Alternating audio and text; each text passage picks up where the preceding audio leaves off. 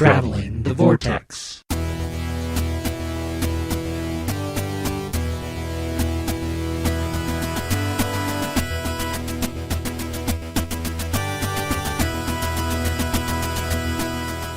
We've joined the Doctor as he travels the Vortex and landed at episode number 69. And I just sent a communication cube to the Time Lords. I'm Keith. I'm Sean. And I'm Glenn. Don't change my appearance without consulting me. What was in your communications cube to the Time Lords? You don't want to know. Did they respond? Not yet. Might be waiting a while. Wait, at which point in your time stream are you? Too late. Oh, I just got a thought. We got more communications cube what do you call it? Communication cube? Yeah, that's what Wikipedia called it. Communication cube to talk about, which we read shot at too. Oh. Yeah, you're right. I forgot about that. It returns more than once. It does. It's in Doctor Who lore more than I had thought. How was your guys' week? Good. Didn't do much. Good. Me neither. I worked weird shifts Yeah, you and had strange shifts. discovered a fantastic BBC 4 show. Oh, yeah. Dirk Talk a Gently, little bit about that. which is fantastic. If anybody hasn't seen it, watch it. It is 4 episodes, and it's pretty much Sherlock if Douglas Adams wrote it. I mean, it is so good. If you don't know what it's about, it's this detective who runs a holistic detective agency, and he believes using quantum physics that regardless how tangential his investigation is, it always goes back to the initial starting point, and that everything is interconnected. And it is really, really good. So does that mean this is Dirk Gently's Holistic Podcast? It could be. Because that's kind of what we do. Yeah? No, we are quantum podcasting. Quantum physics podcast. I like it. We're not changing the names too late in the game. No, I mean, it's not as cool of a catchphrase as just like Doctor Who Confidential, but with less facts and more banter. But I think it accurately describes what we do, because we kind of tangent all over the place. Your quantum physics and it all filled comes back podcast. Eventually loop back around. Yeah. All right. Let's talk about quantum physics for a couple hours. Let's not. The books are terrific. I've read the books, but I've never read the 2 watched books the yet. series. Now I've I never want tried to. reading a book about quantum physics. I don't think I can handle it. I was reading on Wiki that it's the guy who, if Sean would know, Misfits, created Misfits. He created this. Oh. Actually, the guy Yeah. who created this was Douglas Adams. Well, the show, the guy behind based the on work show, by- Oh, I see what you're the guy saying. behind the show I see created what you're saying. Misfits, which is another fantastic show if nobody's seen And it. he developed for television. Yes, There he you go. developed this for television. And he talked about how these aren't adaptations of the books because he views the books as unfilmable. Because there's so much going on, there's so many ideas that I you would can't agree. encapsulate any of it, I or would all of agree. it. And he wouldn't want to do it if he couldn't do it justice. So this is kind of almost a continuation of the character. Although with a new sidekick, from what I understand. Well, I'm looking forward to seeing them. So Sean, what'd you do? I also worked weird shifts. I got the opportunity to be a production assistant for MTV. Well, an MTV subsidiary. MTV has a lot of subsidiaries. well, somebody apparently. working on behalf of MTV because On behalf, yeah. it'll show on MTV, right? Well, it'll show on one of MTV's subsidiaries. Oh, I got you. Okay. One of the MTV family of networks. Can you say which one? Are they still owned by Viacom? There. Technically, I worked for Paramount, I guess. Yeah, that's true. Or, well, no. Technically, I worked for CBS because they own Paramount now. Oh, that's right.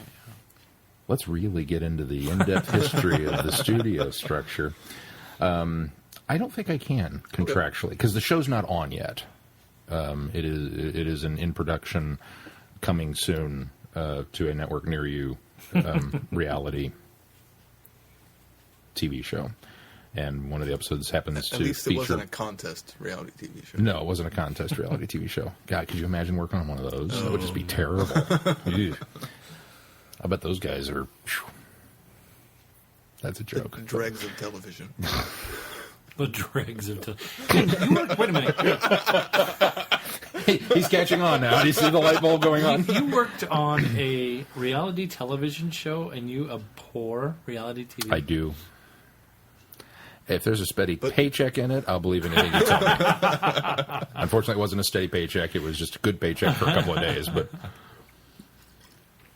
so I got to drive up to Seneca, Kansas, and they put me up in a hotel, and I did all of about, I don't know, all told, probably 8 hours worth of work over the entire weekend. Wow.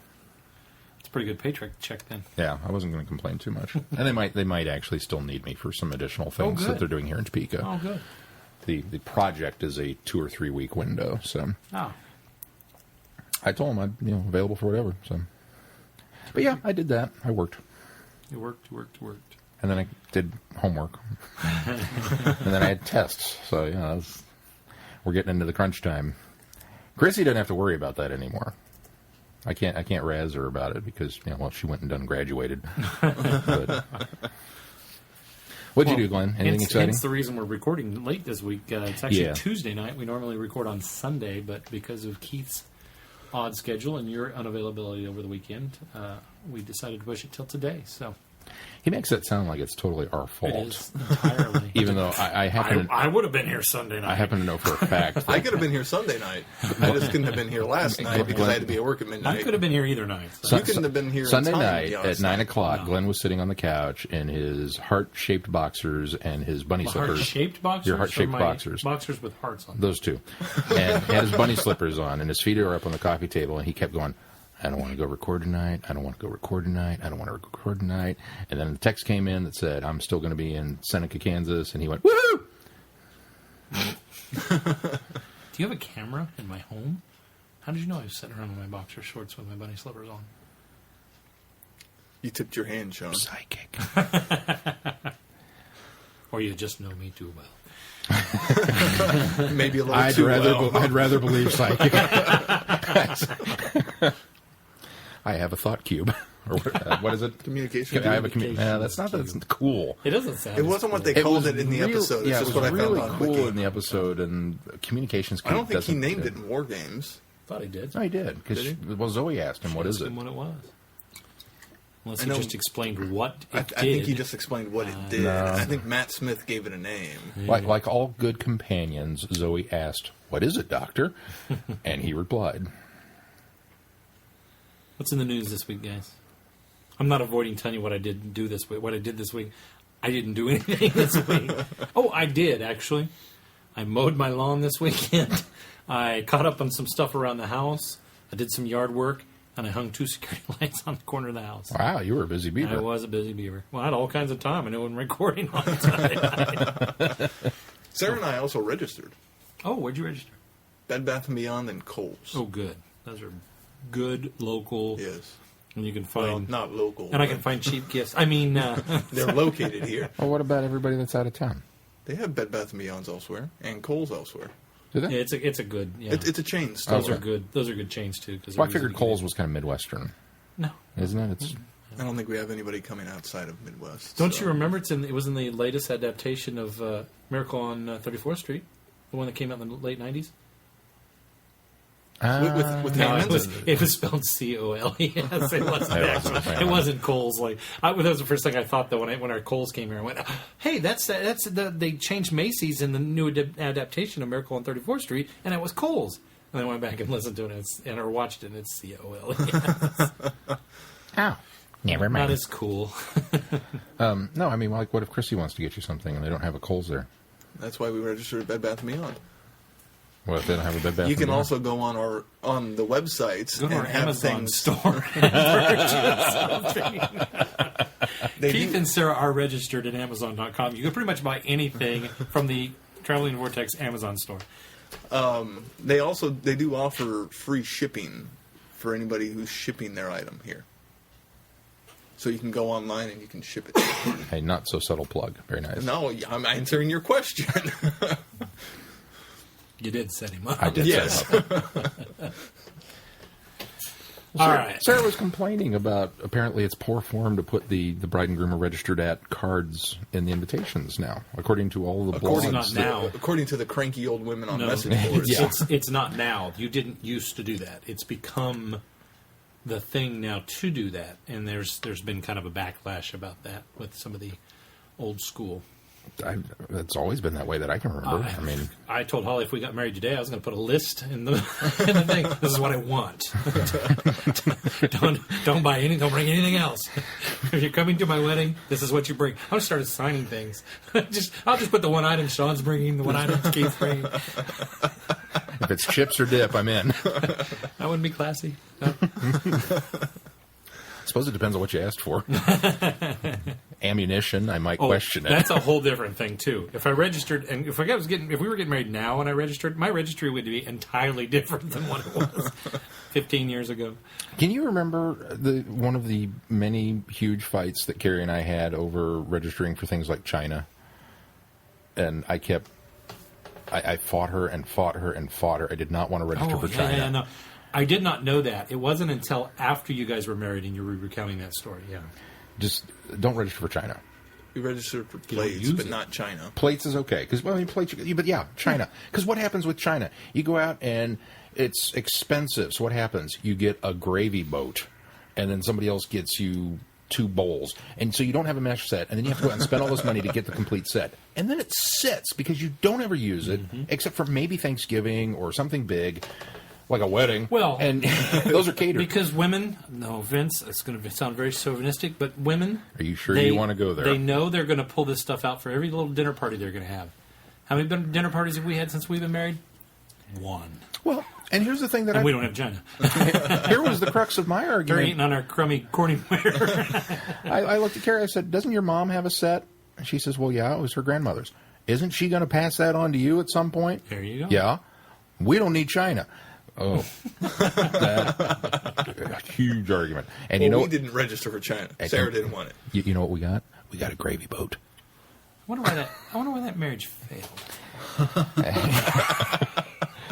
Because I'm opinionated. She wanted a robot. She didn't want somebody with a brain. She wanted the Scarecrow from The Wizard of Oz. All right, moving along. Any news this week? Time for news. Keith has some news. I do. Did you? Not really. Okay, we had a pre-show meeting. I know, and I said I didn't really have any news. And I said, what's in the news? And Keith said, well, the only thing I have is... We didn't say, okay, yes, let's talk about that. It's on the list. I can't see your list.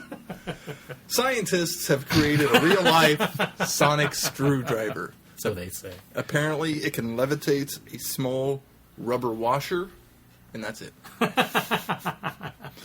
It's kind of an anticlimactic news story, if you ask me. That's why I wasn't selling it. It's one step in the right direction. That's true. Let's put it that way. That's very true. It can levitate a rubber washer? Yes. Like an inch. Wouldn't it be a sonic washer levitator instead of a sonic screwdriver? Well, they're dubbing it as a sonic screwdriver. I don't know what it really is. No. I should have let you say, no, I don't have any news this week. I tried to say no, it's not good. It was making the rounds on Facebook and Twitter, but... I got one thing. Why would you need such a device? I'm trying to think. When the potentials for it... Yeah, if I ever want to levitate rubber washers, I'll be all over this thing. But if they can harness the power better, actually, I need one of those and narrow it. Holly just bought a treadmill this weekend. Don't even try and turn this into a real story. I spent the weekend putting a treadmill together too. I forgot about that. That took about 6 hours of my time, and it's only 4 pieces. Were 3 of them in a bag left over? I should not have admitted that. Anyway, they had these little tiny rubber washers, and I kept dropping them. That would have been handy. I could have just levitated them back up to me. All right, well, I was about to say, in the history of mankind, there's never been a need. And I mean, don't get me wrong, I'm the first guy. Serendipity. Science for science sake, you know? I don't care what it does. Does it got buttons and make cool noises? Fantastic. We need 6 of them. Put them in a lab somewhere and spend some money and let's do it. I don't care. But in the history of man, I can't ever think of a need for levitating rubber washers. Thank you for proving me wrong. I feel better about the state of science in the world today, knowing that there was apparently a need, and they were addressing it. Yeah. I would have hated to have thought Those that... little rubber washers, they were too small to pick up with my hands, too, and hold them over the bolt and the screw. But the little sonic screwdriver would have held it up there for me. Oh. No. What a great invention. A little rubber washer levitator would have held them up there for you. Then you could have used the sonic screwdriver to put the bolt and the screw together. Apparently not yet. Get on it, scientists. And while you're at it, I have a complaint. I was a kid in the 70s, and I was promised levitating cars and giant robots. Jetpacks. And jetpacks. I was going to be jetpacking to work. You know what Why would you need a floating car or a flying car if you have a jetpack? I don't know, but we were promised them. It's immaterial why. Food dispensers. That was another one. I was promised these things, and all you have managed to do is make cell phones smaller. And then you made them bigger. Make up your minds. Where's my flying car? Let's deal with the important stuff here. At the very least, a hoverboard. Yeah. Yeah, absolutely, yeah. I'd ride that to work. I'd have to have Just the one don't with go in water. I'd have to have the one with the handlebars on it. My hoverboard would have tassels on the end of it. By Mattel. And a bell. Ding ding. Let's talk about this picture, guys.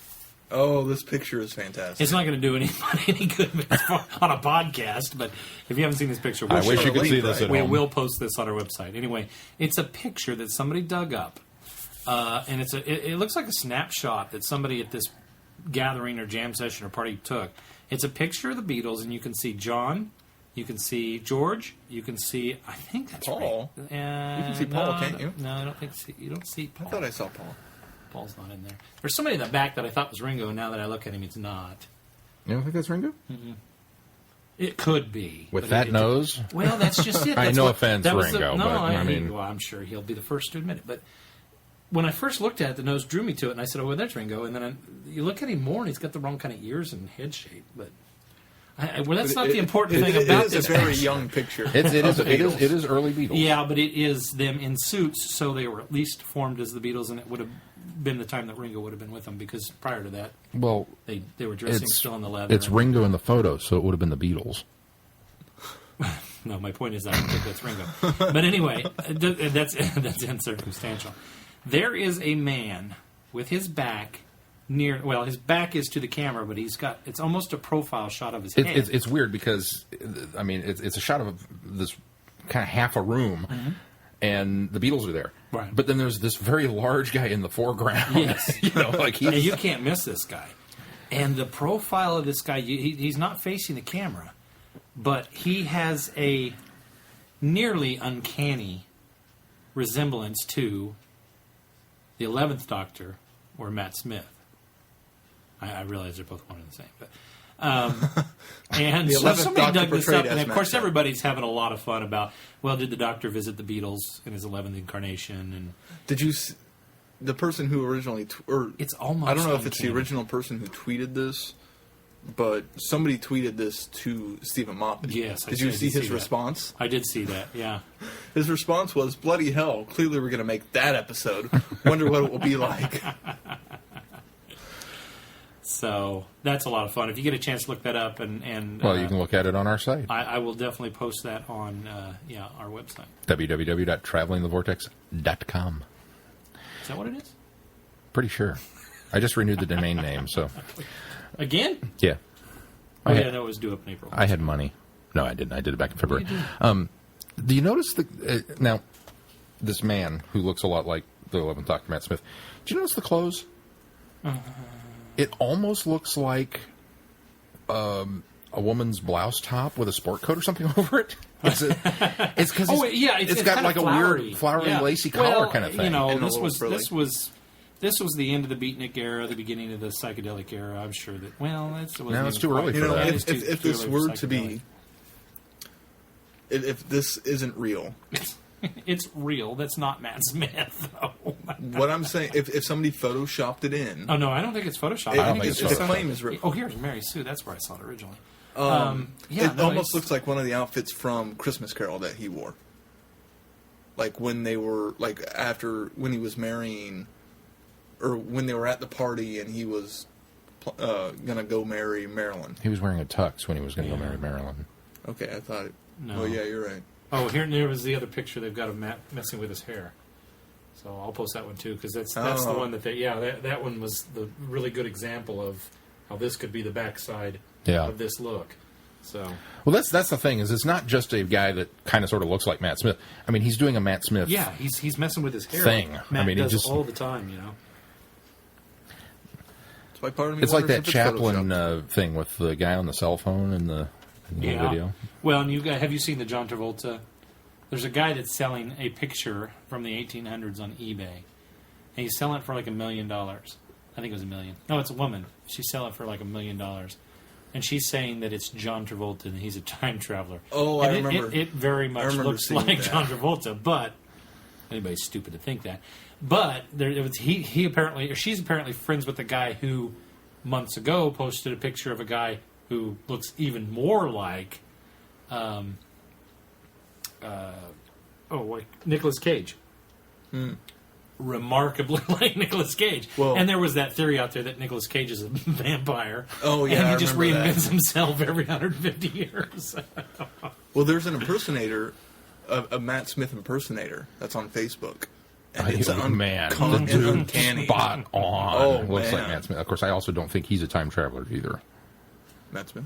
No, the impersonator. Well, no, I'm just saying there. I'm just saying he's not in this photo. Well, no. No. Yeah. I'm just Oh, saying. I see what you're going. I was going, why would you have to travel in time to impersonate Matt Smith?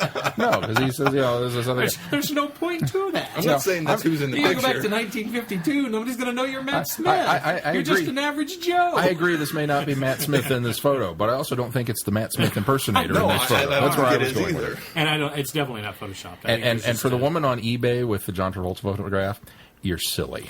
Because John Travolta is not a time traveler. He's a Scientologist. Same thing. You didn't think I was going to make a Scientology joke, did you? I figured you were going to say he was an alien, and that evidence was Battlefield Earth. The thoughts and opinions expressed on the show are not necessarily those of Traveling the Vortex. Send all hate mail to Sean at travelingthevortex.com. Send all Scientology threats to Sean. All right. Feedback. You can send me all the threats you want. I don't believe in them. Let's do feedback. Any religion that has its foundation in a science fiction writer. Who's first in feedback? Oh, I was waiting for the Now jingle. I'm going to get the... I was waiting for the jingle. Here's the thing. I've read L. Ron Hubbard. Battlefield Earth is a phenomenal book. I wouldn't go as far to say phenomenal. Oh, it's phenomenal. It's phenomenal. It's a good series. I've also tried to... Dianetics? I tried to read Dianetics. I did too. I've also tried to read Mission Earth.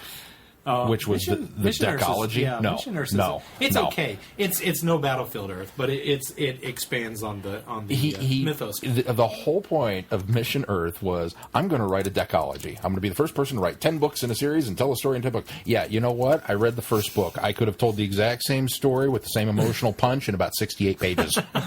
You didn't need a 400-page book to do Earth that. was steeped in a lot of the lore, and that was its downfall. Well, that was the funny thing. The reason I started Dianetics is because I thought it was another science fiction book. Well, it is, but Do you remember in the 80s they had those really cool commercials with the volcano by L. Ron and things Hubbard. exploded Yeah, toward and I the was screen? a kid and Yeah. I didn't pay attention. I thought, ooh, wow, Yeah. science fiction. That's what got me Then I hooked. started reading that and going, what? This is like a philosophy? No, it's not even philosophy. This is a religion. Lying Well, sacks of You advertisers. guys know the quotes, Dianetics. What? the Ron L. Hubbard quotes.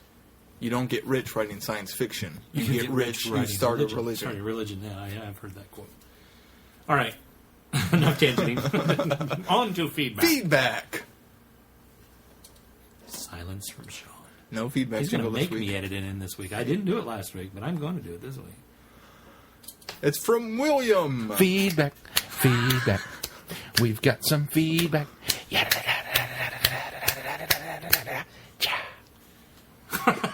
I love the my favorite part. You of always this. dance the most during that one. Yeah, I do. I get jiggy with it. I wish you could see me at home. We really get into the feedback jingle here. Maybe there is an argument for a video podcast. We could show the Matt Smith picture. Yes. First up. It would be a lot of close-ups of, I don't know if you can see this. The camera gets like really dark. Here's a fuzzy picture. Well, like, anybody can look like Matt Smith in that fuzzy picture. All right, our first bit of feedback comes from William. You want to try that sentence one more time, or are you good? Our first bit of feedback comes from William. That was much better. I blame it all on exhaustion. Comment question. Greetings, Vortex Volk. The comment question. I do it to make fun I of Sean. know, but talk about beating a dead horse. That poor horse. It's a subtle jab, but I love it. Can we beat a dead Merca? We've done that, too. That's what we do on this podcast. All right. That's our thing. Well, they don't know anything about Doctor Who, but boy, they sure know how to beat a dead horse. Hey, at least we've got witty banter, but not as many facts. He keeps tripping over his tongue tonight, too. That's what happens working overnights. Yeah, you can blame it on that. How many have you had tonight? 2. That's why I'm blaming it on the overnights. Welcome to Doctor Who Bar. Oh, okay. He says, I would love to write in this week with lots of comments and opinions about war games.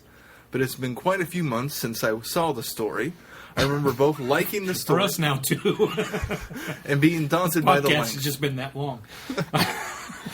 It's been a few months since I saw the story. Like that's ever stopped us. Yeah. You remember that one episode that we can't remember Hey. that we spent 15 minutes talking about that one time? Sean reviews him when he hasn't even seen him yet. Yeah. William, it's radio. You can fake it, man. That's what Wikipedia's for. And now you know Keith was the kid in the background with in the back of the class with crib notes. Keith, what do you got? Nothing. He's got the answers all written down his sleeve. On the inside of his Of course, cast. Sean was the guy that came to class without having done the work. He just won it. I sauntered in about 15 minutes late and went, what are we doing today, Prof? Oh, wait, that was yesterday. Oh, we were reading William's feedback, weren't we? Sorry. Okay, he says, since I cannot provide much in the way of meaningful commentary on this week's subject, That's okay, we can't either. I thought I would try my hand at everyone's favorite pastime, getting you lads sidetracked. That's right, it's time for another exciting edition of Will the Vortex Boys Ever Talk About Doctor Who? Our guest tonight is William. William, what's your question? Here are a few questions I've had recently that I thought might be interesting. Which Doctor Companion combinations do you think have been the best? I'm sorry, you've mentioned Doctor Who in your question. We're going to have to throw that out of the game. But thanks for playing. Fourth Doctor and Sarah Jane. Just right off the box, you're going to go Sarah Jane. I can't go away. Third Doctor and Joe Grant. I mean, That's a high contender. They're all right out there. Second Doctor and Jamie.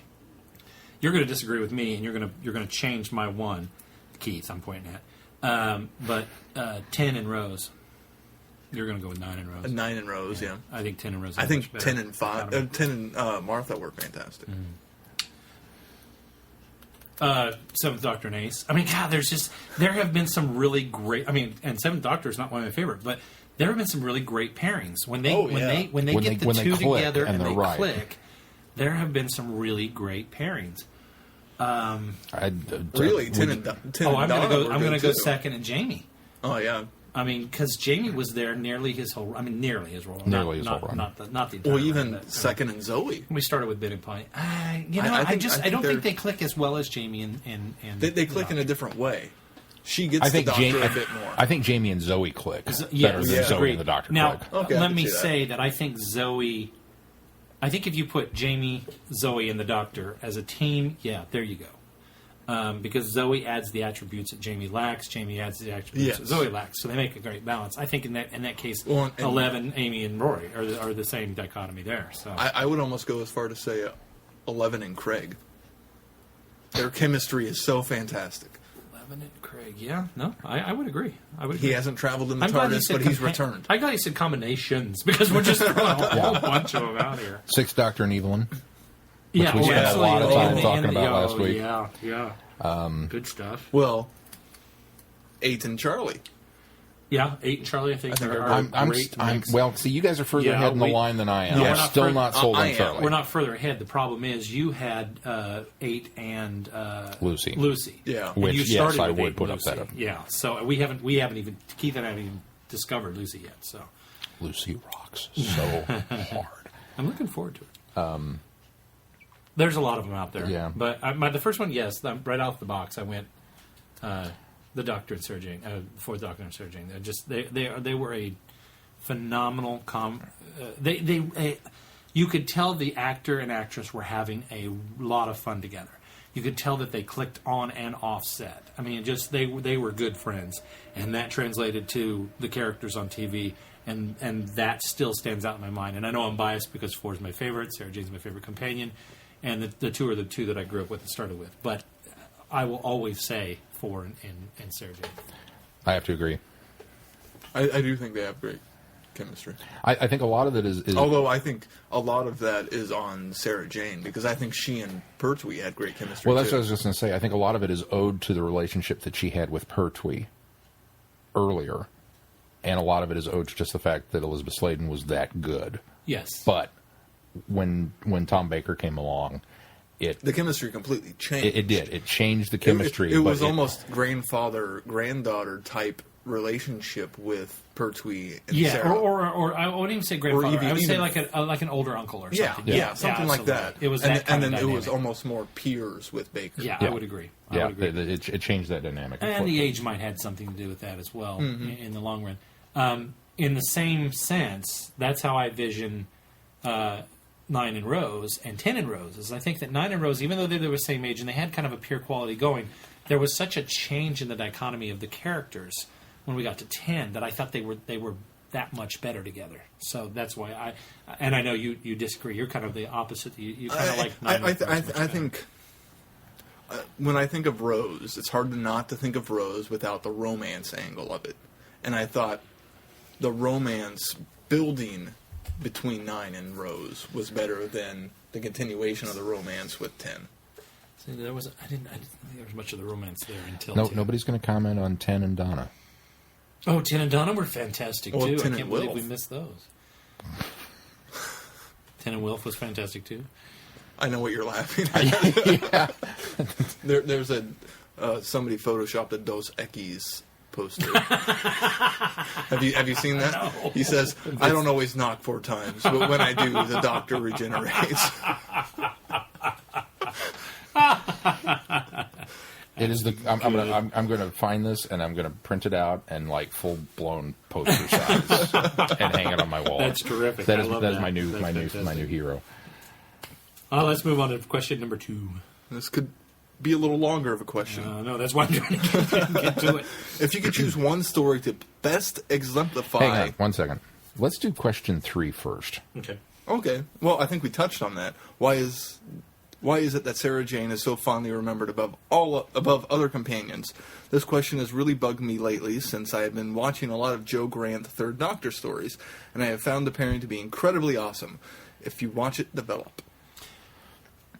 Glenn, go first. No, okay, I will. But no, I want to comment on his Joe Grant and Third Doctor. I would agree. I think I love the development of the characters from the beginning to the end. Well, I haven't even seen all of them, and just from her first to her last, there's such a growth for her. There is, and what I think happened there is you had the Pertwee that was he had Liz Shaw, and they worked together. And they were fine, and they were almost on like a business relationship. They were very colleagues. Yeah, they just always had that colleagues feel. And Joe comes in, and he's just so I don't need an assistant, I work alone type thing. And to go from that character to him feeling, you haven't seen Seeds of Death. No, not Seeds of Death. Seeds of Doom. Yes, that's Troughton. Death is Troughton. Doom is Baker. Okay, He's seen Baker. Yeah. What am I thinking of? Oh, the Green Death. Green That's Death. what happens. You throw death in there, and then the Green Death. I'm sorry. Yes. No, I haven't seen that. When she leaves, It's on Netflix. When she leaves in the Green Death, he is so. You can tell that he is so hurt. He doesn't show it to Joe, but you can tell in the character the way that they depart. You can tell that he's so hurt by that, and it's so there's such this incredible moment there, and to go from that one point to the other point, I think that pairing is fantastic, and I would agree that their development is incredible. I think Sarah Jane is finally remembered, and Keith, I'm gonna borrow from Keith here because he said this before show when we were talking a little bit. Sarah Jane was the first doctor that a particular generation, or first companion that a particular generation really We're introduced came to Doctor Who. Yeah. Yeah. You had a lot of people in the 1960s that had been there for a long time. You had another generation that had just come of age and were or come of an age to start watching and enjoying Doctor Who. And I think that group, in its heyday in the 80s, or 70s, I should say, for the UK, 80s for the United States, that those groups came in bigger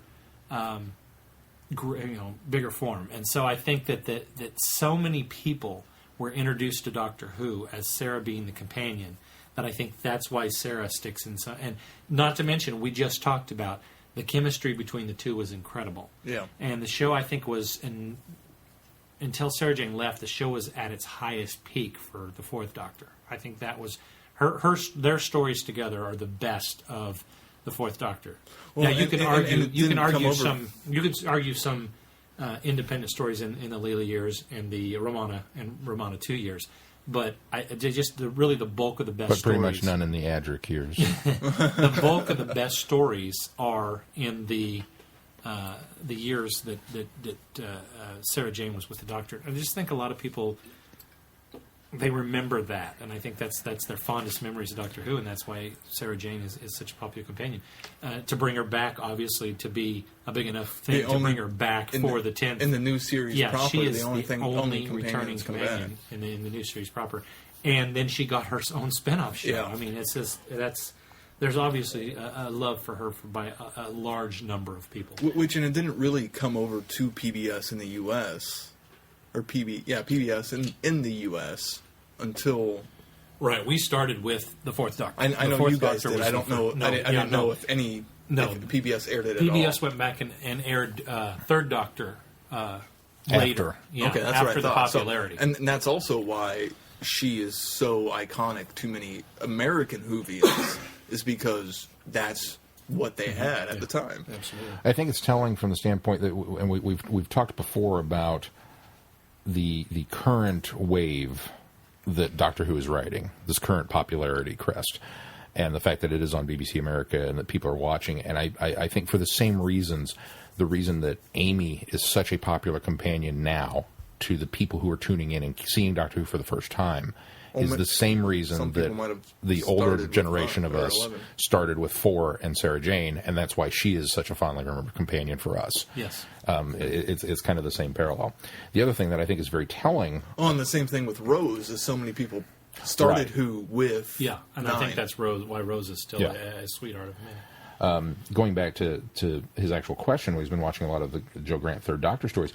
Isn't it interesting that these two companions that we've kind of elevated now to the creme de la creme, if you will? We've got Sarah Jane Smith and we've got Joe Grant, and they're the two that have been brought back, albeit Joe Grant later through Sarah Jane Adventures. Yeah. But those are the two that came back. Yeah. So maybe there's something. Well, Jamie came back, just not in new series. Well, that's what he's saying in the new series. Yeah, in the new series. Yeah. That when they reached back and said, well, anybody who could we grab, these are the two names that came to the top of the list. Yeah. So. All right, let's on hit to that the second one. The second one. If you choose one story to best exemplify each Doctor, what would it be? But this could be a podcast. Yeah, it really could. Or an episode. I struggled with this one for a while because the impulse was strong to pick the best episode, and that's not the question. It's the story what Doctor that best exemplifies that particular Doctor. and I really, really struggled with it. I'm going to go first. Go ahead. Because he has his list. Because I have my list. Already. You may hit on some of the ones, and we won't have to. You probably will. For William Hartnell, it's my toughest one. It's really tough. Now, again, going on the limited knowledge of the ones that I've seen, it would have been very easy to pull Time Meddler and throw it up there. But as much as I loved it, as good a story as it was, and as fun as William Hartnell was, that to me doesn't really exemplify William Hartnell. Because I remember from the episodes that I've seen, from the chunk of the William Hartnell years, he was a lot more stoic than he was in that episode. And while it was a great episode, it's almost out of character for him. And so I got to go to the Aztecs. That's the one that I think kind of really nails who his doctor was. Let me let's do this since you're going to step through them.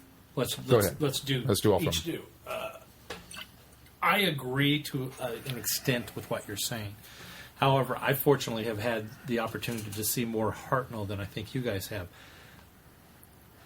From the Time Meddler on, Hartnell's doctor changes in the sense that he is more of a hands-on doctor, more of a take charge. There's less of the running away that we saw in the years with Ian and Barbara. Less grumpiness. Less grumpiness, even. I mean, it's still there. It's still part of the character. It's still there. Time Meddler, I agree with your explanation.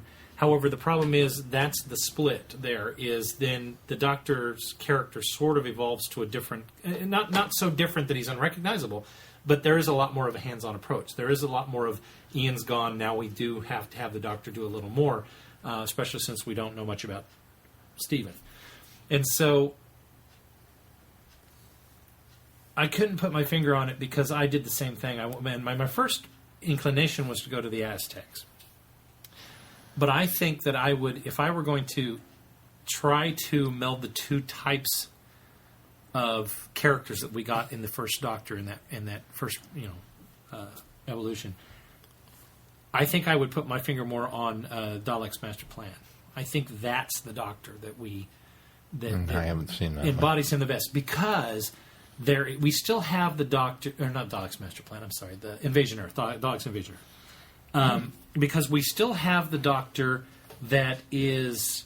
on vacation. Well, he is gone for an entire story. But we've got... how many stories was that? Was that 5? Was that 6? 7, I think. I think it was that one 7? One. Hold on, I'm looking now. I knew the Daleks was 7. I thought 7. this one was slightly shorter. Okay, well, regardless of the fact... 6 episodes. This is still the Doctor that is on the cusp of running and just letting things play itself out. But it's also the Doctor that's calculating, and the Doctor that's ready to take action if necessary. And so I think you get a bit of both sides of the Doctor. And I think that's why this one... It's not my favorite story, but I think that's why this one embodies it. And it also has that iconic moment at the end when the Doctor, who seems to be so clingy to his ways, so clingy to the things around him, so set in his ways, is so willing to then let his granddaughter choose a different path for his granddaughter that he knows is better for her. And so I think that's the one that kind of embodies Hartnell's Doctor. I approached this list for most of the Doctors based on the fact that I don't have the experience of you guys have. I mean, I've seen a decent amount of classic Who now, but not enough to say this was absolutely the best example of who this Doctor is. So I approached it as the episodes or the stories that I found the Doctor the most enjoyable. Not the story, the character, the Doctor, regardless of how good the story is or not. And that's why I would go with Time Meddler. It shows, as I would hope, and you mentioned this, that they continue on kind of with the path from this Doctor. They do. They pare it back a little bit, but it is the same. But it's this is what this Doctor could be. Or needed to be. Or needed to be. And it had glimpses of the later Doctors that I recognized. And that's why that's a good point. It's the best. example for me for the first Doctor. For the second Doctor, I'm honestly still struggling with this. And I think part of it is the fact that obviously so much of Troughton's era is lost. And we only have, 8 that are available, well, soon to be 8 with the release of the Crotons later this year. Which I guess technically that was a news story. But it's easy to say it for Tomb of the Cybermen. That's kind of the one that everybody gravitates to. But again, I think that one gets elevated up because it's such a good story, not necessarily character-wise. I have to go with the Mind Robber. Troughton was so Troughton in that episode. He just very, very much had all of the little things working for him, all of the gags and the fussiness and the vulnerabilities, and I mean just everything that makes his Doctor so great. I think in that one really kind of came to the forefront for me. Mine was, and I struggled with the same issue with. I went to Tomb of the Cybermen, and I thought this has some of the characteristics of the Doctor that I think exemplifies him. But then I went one step further and decided I went with the Invasion. And the reason I went with Invasion is because in Invasion, you still have the cowardly characteristics of the Doctor. You still have the kind of jovial characteristics of the Doctor. But you also have a Doctor that's... Troughton always seemed to, more times than others, always seemed to be in control of the situation, whether it seemed like he was in control of the situation, whether he was in control of the situation or not, it always seemed like he was in control of the situation. Or he always put on an air of he was in control of the situation. Even though he did a lot of the goofy, but that one is the one that I think kind of encompassed all of the different aspects of the Doctor. And I think that's why I went for Invasion, because you still get the comical and cowardly and not quite certain of situations, but you also still get the I still know what's going on here, and I still am in charge of the situation. And never was that moment realized better than in the Five Doctors when he walks in and the guy says, "You're not allowed in there." Me? I'm allowed everywhere. Yeah, and he just continues on through the door. That's I can see that. I am torn between the two you two mentioned. My mind... The two I mentioned? The Invasion and the Mind Robber. Oh, okay. Two, so one of each. Yeah. Gotcha. So for me, it's kind of a tie.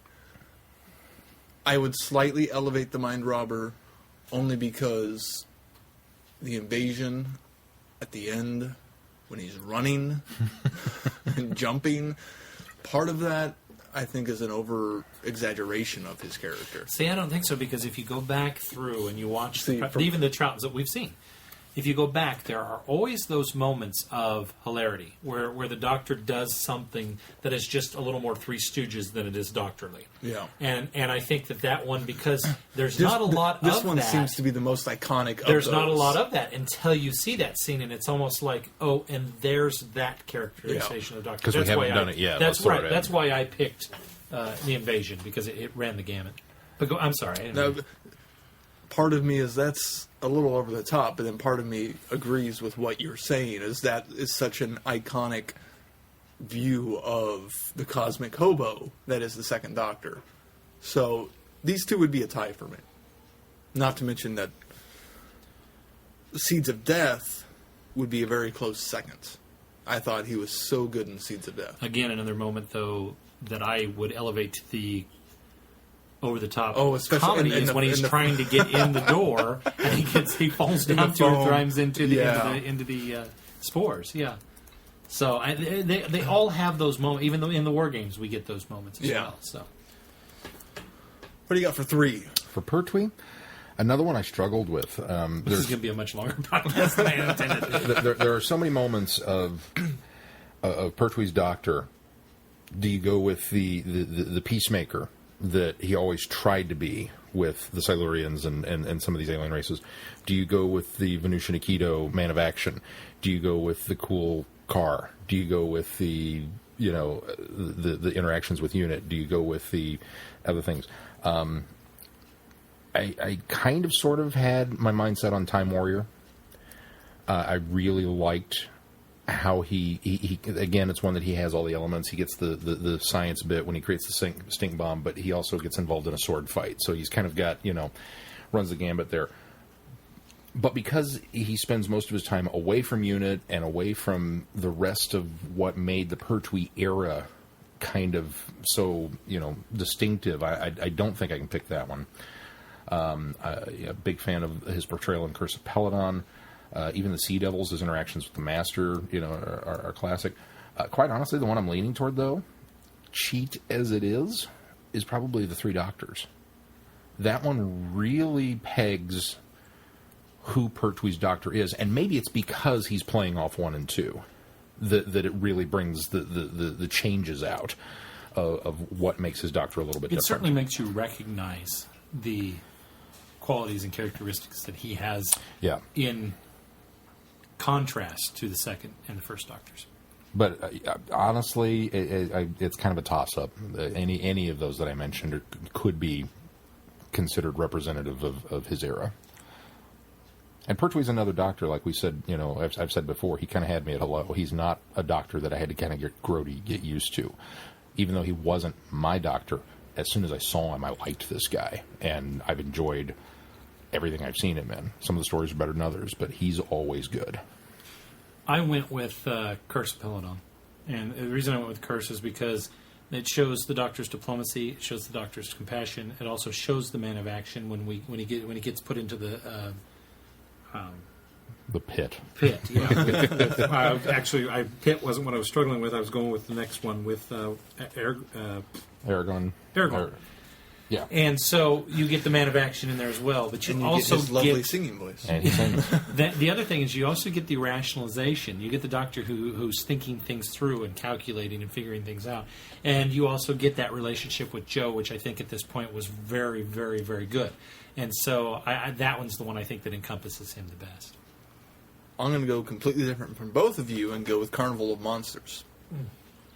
I had no qualms that I enjoyed this story when we watched it. But the Doctor in it portrayed a lot of the characteristics I thought you mentioned, a lot of the working out, man of action, and his compassion for all the creatures in this I didn't contraption. Until you put it that way. And when I think of the Third Doctor, that's the first story my mind goes to. A close second would be the Silurians, just because that's the first one I was introduced to. Honestly, that's the one I figured you would have gone to. I know how much you love Carnival of Monsters, but when I saw this list and saw what he was asking of us, I thought to myself, Keith's going to pick the Silurians. And that would be me going with the first story I've seen. Not to mention of Classic Who, but also of just Pertwee. So, having been introduced to more, Silurians is a close second. All right, we're not even halfway through here.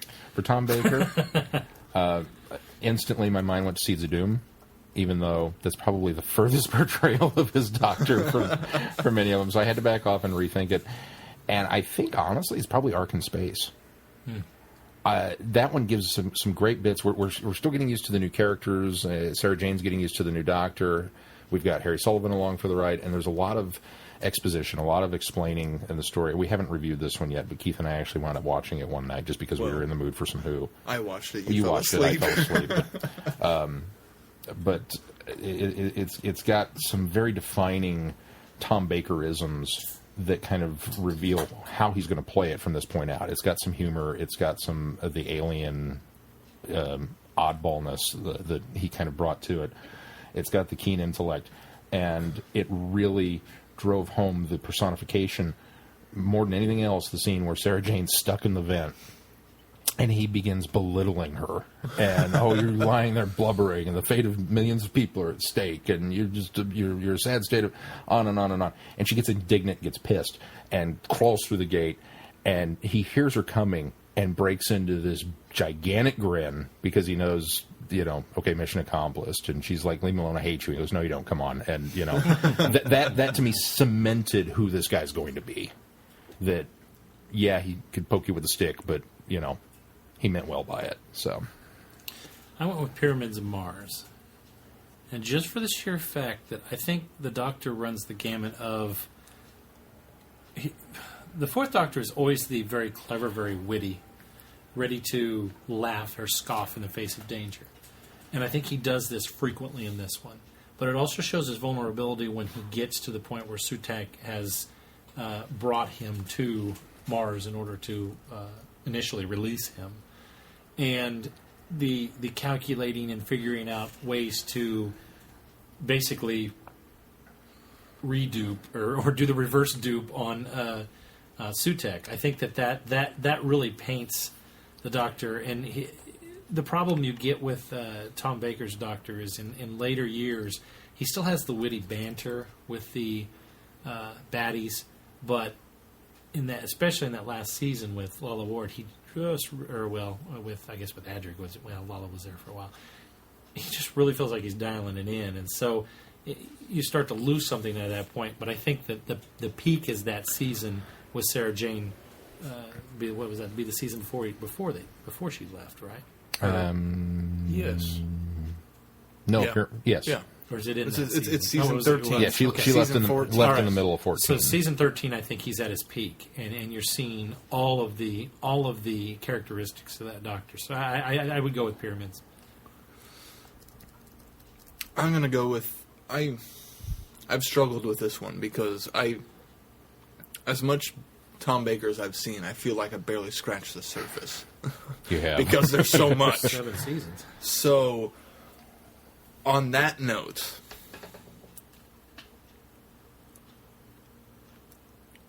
I'm going to go with the cliche answer of Genesis of the Daleks. It's a good one. I mean, I don't know that that's cliche because that one's another one that is a broad scope of... By cliche, I mean everyone goes to that one as an example. It's got that spectrum, and then that it's a character-defining moment for this incarnation of the Doctor that he won't blow up the Daleks, and I think that's what my mind goes to, and that's why I choose this one. I'm going to go with the very cliche for Peter Davidson's Doctor, The Five Doctors. Again, it kind of feels like a cheat, but again, to me, and I haven't seen as much Davison as I'd like, but that has the best bits, really. I mean, it's got his quiet, reserved nature, a little bit of the glib. It's got the detective where he's figuring things out in the Citadel, his disappointment in Barusa, and it all kind of it's all encapsulating. It's all very, very wonderfully played by Peter Davidson in that episode, and I think that's probably why it's always been one of my favorites stories overall, is because of how I'm only beginning to realize how multifaceted his Doctor really was. And that's kind of the one that really I keep going back to, going, oh yeah, you're right. I noticed that. I'm going to go with one that we haven't all watched, and I don't know if you've seen it or not, Sean, but I think I'm going to go with Kinda. I've not seen it. And I think I'm going to go with Kinda because it really shows not only his compassion for the races or beings or entities that he encounters, but that one really solidifies his relationship with his companions, especially in the situation that I'm going to go into too much of it because I don't want to spoil it for Keith or you haven't seen it. But really, the situation that Tegan gets put in, and it really shows his compassion for his companions in that one, and I think you see glimpses of that off and on throughout his era, but I think Kinda's the one that really drives it home. Or I'm sorry, not Kinda. Snake Dance. I'm sorry, Snake Dance. One's a sequel to the other. That's why I get them confused. Snake Dance is the sequel. Okay, then Kinda is the first one. Okay, that's why I was right in the first place. Okay. So Kinda, yeah, and the situation that happens there, and it really shows his compassion for everything. And he has never, to me, been the figure it out before it happens Doctor. He just never has. He's always to figure it out as it goes along. Yeah. And he always comes to a very educated conclusion on how to satisfy a situation, and I appreciate that about him, and I think that happens in Kinda as well. But I think that when I think Fifth Doctor, I think compassion, and that is the characteristic that I think is best embodied in Kinda. I think the same thing as you, as Fifth Doctor compassion. That's why I choose Modern Undead. The fact that he's willing to sacrifice himself at the end is a great example of what Peter Davison brings to this role. And as an actor, he sells that completely. It's just a good thing the brig is there to come in and save the day. For Doctor number 6, Colin Baker, Attack of the Cybermen, which surprised the heck out of me. This is the one that, looking at the list and looking at the ones I've seen, this is the one that I have enjoyed Colin Baker the most in. It sets the stage for what is to come. His relationship with Perry, the bickering, the still very glib, still very arrogant, but not as bad as has been made out. And he really appears to be ready to hit the ground running and is firing on all cylinders. And maybe part of that is because he hasn't gotten into the bogged down production of the nightmare of dealing with an insane John Nathan Turner and a BBC that was out to get him. But this would be easy for me because I'm going with the same. Oh, really? Colin Baker has the benefit of me having seen his entire run. It's one of the few Doctors that I've seen everything. You got a pin. Yeah.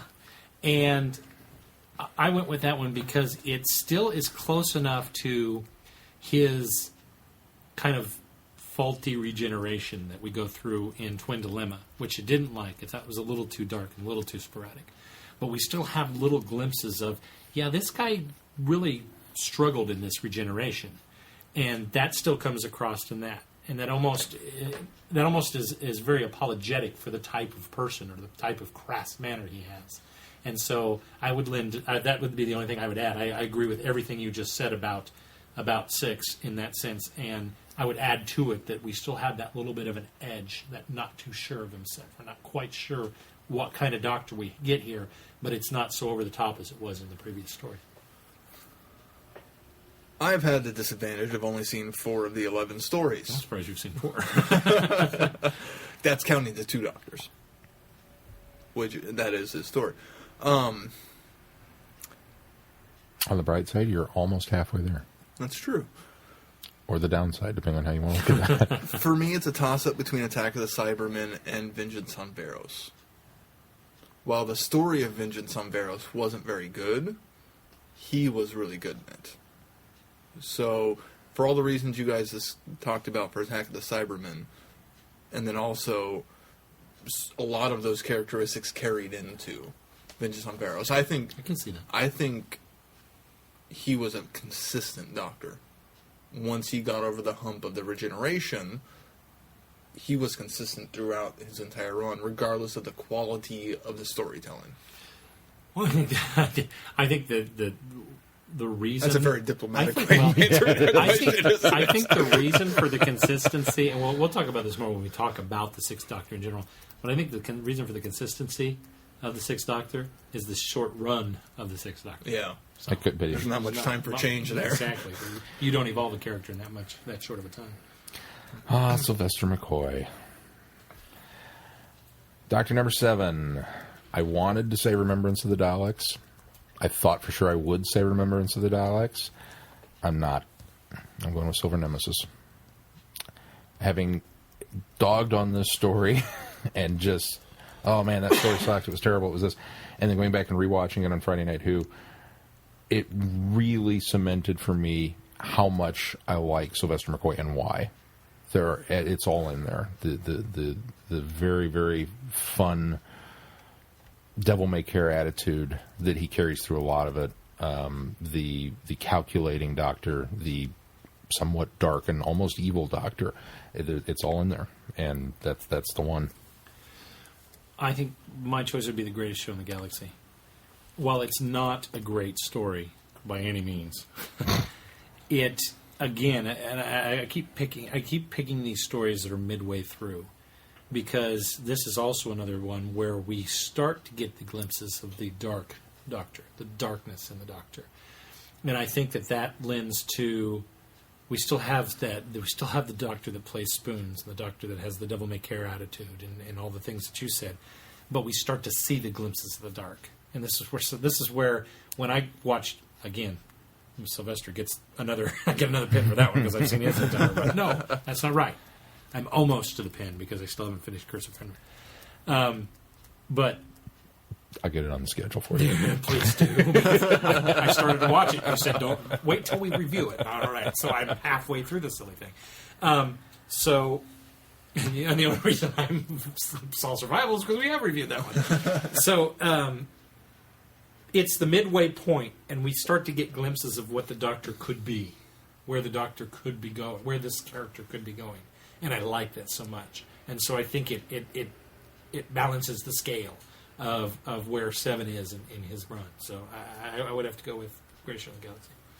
Again, I'm at 4 of this time 12 of the stories. It's only a quarter of them. It's Yeah. not even half yet. I'm going to agree with Sean that Silver Nemesis. And just that scene of them hanging out on that hillside, listening to music, jamming the Cyberman signal seems so quintessential for that Doctor. So, yeah. You wouldn't happen to be carrying any of that I told you not to, right? Yes, that was another great point. We're halfway through this now. We should have recorded this as a side trip. Do we need to discuss Paul McGann. I'm going to go with the movie. Paul McGann, because that's going to be tough. Nah, I go with the movie, too. Yeah, the movie. And you really don't even have to say why, because it's just all there. If we have to explain why... Granted, we could dive into Big Finish to discuss why. No. I think we decided we would go to televised. We're going to stick with televised on this. It doesn't say, but we've been going televised, so we're sticking with televised. Because before we went Big Finish, boy, a whole bunch we could. Number 9, Christopher Eccleston. Again, probably an easy one for most people. I got to go with the Empty Child Doctor Dances because, as I've said before, I watched this episode, and I think for me, this is where Eccleston becomes so animated and so alive. He showed up. He's done a competent job through the entire series, but this is the one where he realized the job could be fun, and it just pours out of him. His Doctor in this episode is fantastic.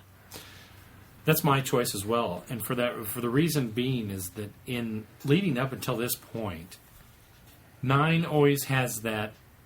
He figures it out. He always takes control, but he never seems to have control for long periods of time. I'm sorry. I'm saying that backwards. He seems to always have control for long periods of time.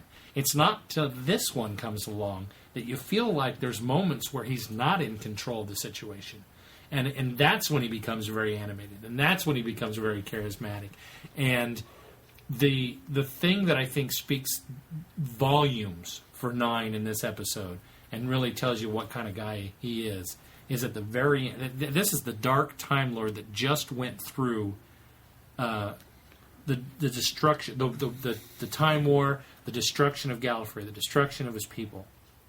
This is the guy that's carrying the weight of worlds on his shoulder. And at the very end, when every Doctor Who that I can remember, people die. People die from what's happening. And this is that one moment where everybody lives. This time, everybody lives. Just and that really speaks volumes for 9 and what kind of Doctor he was. And that alone explains 9 to me. This is where it's going to be really hard for me to choose because there are so many great examples. Because I've seen all of these. We're finally in a run where you've seen the entire... You've seen them. all the way through new series. Well, you've seen all of McGann. Well, that's true. I absolutely adore and love Empty Child and Dr. Dances. 2 of the best episodes, the best story of the first series. But as for a character, as great as all the moments you guys just mentioned, Boomtown.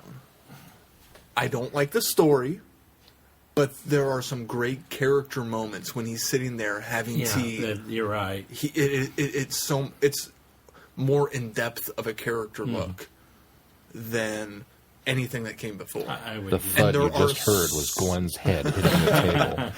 I admit I don't like the story. Yeah, it's not good, but the character development and the character exploration of the Doctor. You've sold me on that because that is so fantastic. I think Dalek does that as well. Absolutely. Yeah. And Dalek was a close second for me. Father's Day is another great one.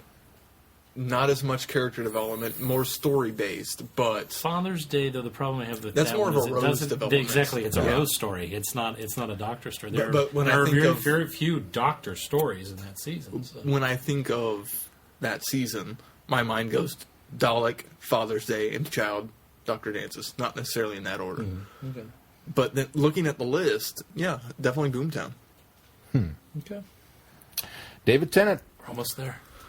Whew. Girl in the Fireplace. I just rewatched that. It's so good. This one is we're coming off the emotional high of having Sarah Jane back in School Reunion. And the Doctor's out there, and we've got Rose and Mickey, and we get all these fun little moments of him muttering to himself, it's Rule 1, don't run off, and then inventing the banana daiquiri and being kind of crazy and manic, and David Tennant. Very Tigger-like as he bounces around the place. We get a very different David Tennant dealing with Madame de Pompadour and trying to figure out this mystery and why these robots are chasing her. And then we get the hint of the darkness. We get just a little bit of it when he threatens them with, do not push me. And the fact that he's willing to sacrifice himself and strand himself in this, in of all places, France in the past, to stop them and save her. That's my one for him. It was also the episode that made me decide that David Tennant was going to be all right, because I really did not want to see Eccleston go. And I struggled with it, even through School Reunion. And it wasn't until Girl in the Fireplace that Eddie said, all right, you'll do all right, kid. I've made I've made no secret that my Love and Monsters, say it. No, my second favorite Doctor is David Tennant. He's got so many good stories. That's the trouble I'm running into. David Tennant, again, not stories, David Tennant though. is, I know, but he's good in so many, all of them, pretty much. His Doctor is very consistent, too. I mean, he ebbs and flows, but he's always 10. I'm going to go with Runaway Bride, because I think we see a peak to his darkness, to his almost just manic. It's a good way to describe it. No, it's a good way to describe it. He's almost manic depressive. When he's high, he's really high. And when he's low, he's really low. And the moment where he's just really going to let the Spider Woman, I can't remember her name, just have it, and Donna has to reel him in. And that's really the first time you get yes, I think you get a little bit of that in Girl's Fireplace, but this is the first time where you kind of just your mouth drops, because you're like, this isn't what I expected from 10. Yeah. And so to go from this really fun romp and the Doctor having a good time, and he's just so Tigger bouncing off the walls doing it, and to go from that to just the other end of the spectrum and become so dark and ready to just I have the power. That's the first time that I really feel like that comes across, and you realize how dangerous 10 can be. And so I think that really kind of wraps his Doctor up in a nutshell altogether. Again, not one of the best stories out there, but yeah, I think it really, really highlights 10. This is so hard to choose. And fear her. Just kidding. I completely agree with what you guys have said about those two stories, and those are excellent examples of 10.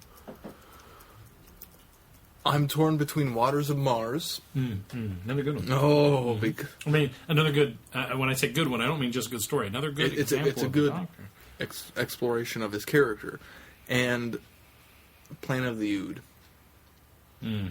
I would disagree with that one, but from what I remember of it, it has a lot of good funny moments, and a lot of sympathy, and a lot of compassion in it. That while he apologizes a lot in his run, that's what Planet of the Ood does. Is it shows it consistently shows the compassion of the Doctor, but I think that's too one-dimensional. It doesn't show enough of his attributes. That's true. I think it's more of a Waters of Mars, Donna I story. think you're onto something there. And it really is more of a Donna story. Yeah, that's true. But I think you're onto something. I think I would maybe go with Waters of Mars more. I think you're onto something. Because I almost went with Human Nature, Family of Blood, but the Doctor's not the Doctor No, he's not. in Yeah. 90% of it. And then when he does show up, he's the Dark Doctor. So that's why I didn't go with that one. But Waters of Mars, I think, it's so hard to choose, yeah, especially with 10 and 11. I didn't have any problem with 11. What's your 11? 11th hour. I said before, Matt Smith hit the ground running. The guy, he absolutely did. He knew who his Doctor was going to be, and we get that from episode 1, and nothing more defining. And again, a lot of this probably has to do with Stephen Moffat's writing, but the very last 2 minutes when he's addressing the giant eyeball in the sky, and are these people a threat to you? Have they broken any of your laws? Is this world protected? Run. That to me is like, yep, that's who this guy is. I'm going with Pandorica Opens and The Big Bang. I think the Doctor runs the gamut of all of those things, standing up to the entire armada of his enemies above his head, and essentially giving that same direction. You think this through before you mess with me, type thing. I also like Let someone else go first. This is the first time that you realize that the 11th Doctor's ready, doesn't have a problem with using time to his advantage. And so that's the one that I'm going to go, the story arc that I'm going to go with, because I think this really gives you everything you need to know about 11, what kind of person he is, what kind of Doctor he is, everything. All the way down to when Rory shoots Amy, and you just get the classic comical moments when Rory shows up and the Doctor is so engrossed in what he's doing that he doesn't realize it's Rory. That right there speaks volumes of what kind of Doctor he is. But then to turn around and when he says, later when he says, I killed her, and the Doctor has this kind of polarized, you can tell he's like sad, but he's going to fix this, because he says, oh, Rory. I mean, and it's like, you should have this more, oh no, you killed her? But he doesn't. He has more of this, wow, that's really bad, but we're going to fix this. And that's what Matt Smith's Doctor is, oh, this has gotten bad, but we're going to fix it. And I think that works. And he does. He's always thinking 2 steps ahead of himself. Yeah. And that's what I like about Matt Smith's Doctor, and I think that's what embodies his Doctor the best. Is it a cheat to say... Yes. All of them? Yes. Yeah. You can't say that. Say, do I know him? I knew where he was going with this. Oh. Anything Matt Smith's in on TV is awesome. My instinct is to go to the Lodger or Vincent and the Doctor, because out of season 5, those are my favorites. Hands down. I agree with everything you guys have said about 11th Hour and Pandorica Opens and Big Bang. I'm going to go with Time of Angels, Flesh and Stone. I'm glad you didn't go with Vincent the Doctor, because I think the Vincent the Doctor is another one of those ones where it's not about the Doctor. It's about Vincent. It's about Vincent. Yeah. Time of Angels, though. Really? There's so... He starts with the light and fun, and then he progresses. Just like you guys have said, he shows the gamut, and throughout it, and then the sorrow he feels about what's happening. and then what he's willing to do to save everyone and sacrifice all the angels and another's. I think this is the one he said, another species I've executed. Create a genocide. Yeah. There's so much in that story that it's so good. I will say, even the little moments, like the cliffhanger ending, where he's shooting the gun. He tells him to never trust put him me in a trap. Never put me in a trap. I mean, that Yes. says so much for Matt Smith there too. I would have to agree. That is a good one. I think Couldn't you say the same thing for Hungry Earth? you could say the same thing for every single Matt Smith story. Seriously, though, I mean, Sorry, Will, it's all of them. You just have to watch all of Matt Smith to get Matt Smith. the only For Matt the Smith, only Keith has stories- chosen 5 and 6 seasons. the only stories I can think of that, while it shows great elements of the Doctor, the stories that I can think of that aren't great character moments for the Doctor is Vincent and the Doctor, The Girl Who Waited. Because that's Vincent's story. That's Amy's story. No, that's Rory's, Amy and Rory's Well, story. sure, yeah. Because it becomes Rory's choice. Yeah, I think you're and right. then Amy's choice. Although the end revealing of the Dream Lord is quite a right, I forgot about Amy's choice. telling point Yeah, it of the does. Doctor. The whole thing was an exploration Amy. of Amy. So those are the 3 episodes that I can think And of. I thought you were going to go to Doctor's Wife, and that's the TARDIS's story. Yeah, that's Idris's that story. too. So yeah, but it's Idris's story and the Doctor's relationship to Idris. it is. But then that's the problem is it doesn't really explore the different aspects of the Doctor. It's really just focused on the one aspect of the Doctor for the most part. So Although it does have a lot of dark moments in it. Story. Oh, We're going to get Neil Gaiman on the program one of these days. oh, that would be fantastic. Finish this because I don't think we've spent so long on anybody's feedback in the entire history of this show. So, good, insightful questions, though, William, and hopefully we haven't bored our listeners. He finishes. I got an idea. Before you finish, I got an idea. We're going to do an episode where we're going to have people do this. That's all the episode will be, is you send feedback with questions that you just great questions like this where we can just ponder on this, because it's a lot of fun to do this. Oh, yeah, And absolutely. I think that would be an enjoyable episode, just to kind of get our take on certain questions. And send as many as you want. We may have to weed them down to the ones that creme work de the la best, creme. and we may have some that are repeats anyway. So, Yeah. I'm getting ahead of ourselves. But I think we should definitely do that as a story or as an episode. As All a right, story. call for feedback. Send them in. Sean, keep your schedule. Sean's going to have to be flexible Fit in the it in. schedule again. All right, let's finish. He says, I suppose I have other questions, but maybe I'll save them for another time. That's a good idea, William. I think that's what gave me. I think I read ahead. I think that's what gave me the idea. That's all the time we have for this episode of Tangent with the Vortex Boys. Quantum podcasting. Happy travels, William in Japan. P.S. I know this schedule is a state secret, but any chance the Time Monster is on the schedule anytime soon? I saw it recently. It was my favorite Classic Who story before I even hit episode 4 of 6. Wow. That's high praise there, William. William, I can unequivocally? Is that the word? I don't know. I'm the guy that throws words up, doesn't know what the heck they mean. Except for plethora, I know what that means. I do not think that word means what you think it means. I can unequivocally tell you, yes, the Time Monster is on the schedule upcoming, but not till later this year.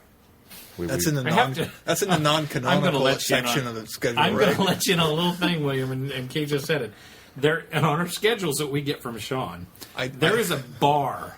There's the stuff that is definitely happening, and then there's a bar that says everything beyond this break is non-canonical in traveling the Vortex realm.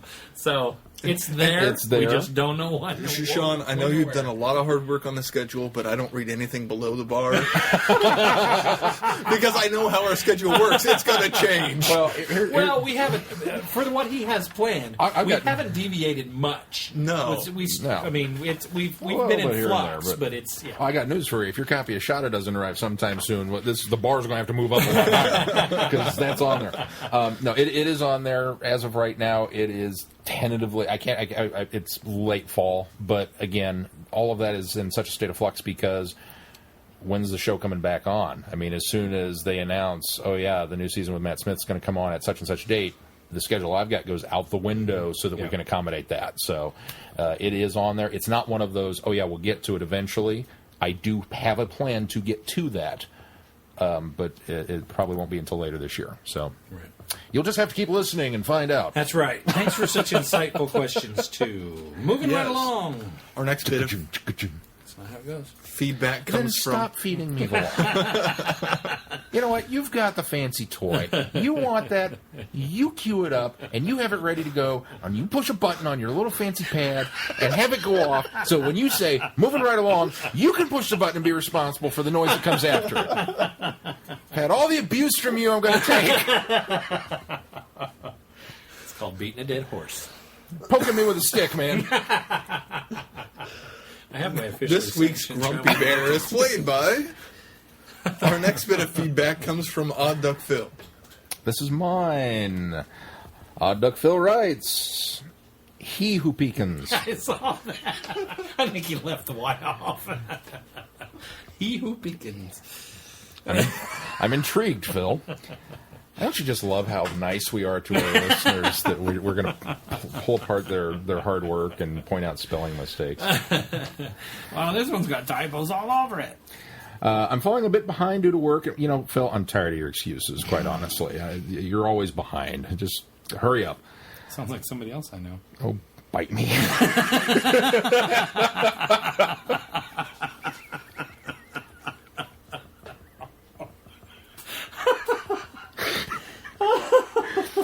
No, I haven't finished Blood Tide yet, all right?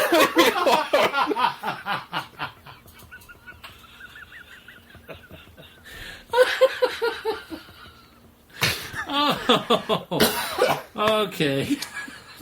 I got a case of the giggles all of a sudden. Okay. Should we start over? Yeah. Let's,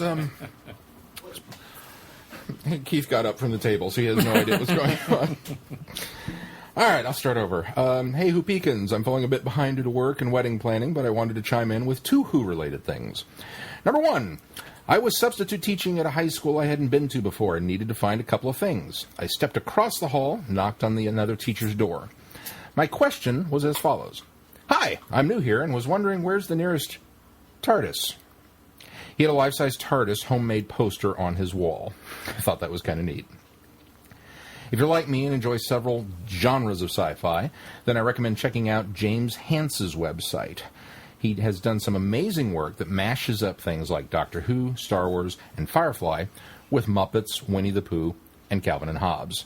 His Wookie the Chew book line is adorable, but I had to throw out a link to his T-shirts for you guys. Check out the 11th Doctor and Amy in Calvin and Hobbes style. All right, that's it. Hope you guys are doing all right, and I'll try and get caught back up real soon. Odd Duck Phil. And Phil was kind enough to include a link, which we will include in our show notes. You're taking care of that now? I am putting it in the show notes. If you haven't gone, stop the podcast. Go look at at his artwork because it is fantastic. They're cute. So cute is adorable. really the word for it. They're adorable. They're just, you look at it and you get these little warm sci-fi fuzzies that go, oh, they're so cute. Along the Wookie the Chew line, have you seen the one of the AT-ATs? The AT-AT Walker as Eeyore? Mm-hmm. Oh, yes. That is so cute. Oh, he's just fantastic. It's James Hance, Hance, just so that you know. And as always, Phil, thank you so much. I know I poke fun at you, but thanks for sending in feedback. And when did you start substitute teaching? We don't talk anymore, man. What the hell? All right. Our next bit of feedback comes from Chrissy. Hi, Chrissy. Always have to pause for Sean. Hi, Chrissy. All right. She writes, and I'm not saying comment question. It's not even in her. Because it's not even there. I only do it if it's there. Dear Vortex Boys, some nitpick correction type stuff to get out of the way first, though someone else has probably pointed this out already. It was Helen Rayner who wrote Daleks in Manhattan and the Sontaran two-parter in Series 4. Jacqueline Rayner has written for Big Finish, including The Marian Conspiracy, plus she's written some tie-in novels. I particularly enjoy her 10th Doctor novel, The Stone Rose. To my knowledge, Jacqueline has not written anything for Doctor Who on TV. Also, Helen and Jacqueline are not related, hence the different spellings of their names. Way to go, Sean. She didn't write that, I did. But I guess it's an easy mistake to make. Oh, and then she's apologetic for you. I almost didn't point this out because Sean said he thought more highly of the writer of Daleks in Manhattan because she had written for Big Finish, and I can't let this one go. Thanks for calling me out on that one. No, you're absolutely right. I read your email and went, no! Because, well, you know, we're just like Doctor Who Confidential with less facts and more witty banter. And when we give you facts, we get them wrong. So I take full responsibility for that one because I'm the one that I was reading. Not really over Glenn's shoulder because he had the Big Finish book out. I was saying I was hogging the book. Well, it was upside down, and I don't read well upside down. But I saw Rayner and keyed into that and went, "Oh yeah, that's that chick." And obviously, it isn't. So let's see if she buys that excuse. I was wrong. What do you want me to say? Wrong. Mark the date. Wrong again. What is it now, Keith? Correct me. It's the 25th. It's a Wednesday as we record this now. And I was wrong. So mark the date on the calendar because it doesn't happen often. That's a lie. I can't make that up. But put it on the schedule. put it on the schedule. So, yeah, you're absolutely right that I screwed that up. So my apologies to both ladies. She goes on to write, on to the War Games. The first time I saw this, I actually tried to sit down and watch all 10 episodes in one go. Needless to say, it didn't work, and I got really bored really fast. Chalk it up to a rookie mistake, I guess. Like any Doctor Who story with a high episode count, you do have to remember that these were meant to be viewed week by week rather than in one long setting. I think the best thing you guys could have done was split this into 2 weeks of Friday Night Who, though honestly I don't know that anyone would have been able to handle a Friday Night Who that ended at 5 a.m. in the morning. I enjoyed it more this time, particularly because I was watching it with friends and because I didn't have to watch the whole thing at once. Because this story is so long, it has the opportunity to run the whole gamut of emotions you could have in response to a Doctor Who story. Indignation that nobody listens to the Doctor, joy at how wonderful the companions are, Jamie and Zoe have some of the best moments in this story, frustration that everyone's been captured again, and of course utter sadness that the companions are taken away from the Doctor. I'll get to that in a minute. It also was the end of so many eras of Doctor Who. The end of the Patrick Troughton years, the end of the black and white stories, the end of traveling in the TARDIS for a while. This story really feels like the series finale of a show, and the creators want to throw everything in that made the show great up to that point because this is their last hurrah. And everyone did a fantastic job. The story is fairly well scripted, and the pacing, pretty good. This will sound strange, but I can forgive Team TARDIS being captured so many times by so many different people because there are a ton of different war zones, and I'd feel cheated if they didn't get to see at least a handful of those zones.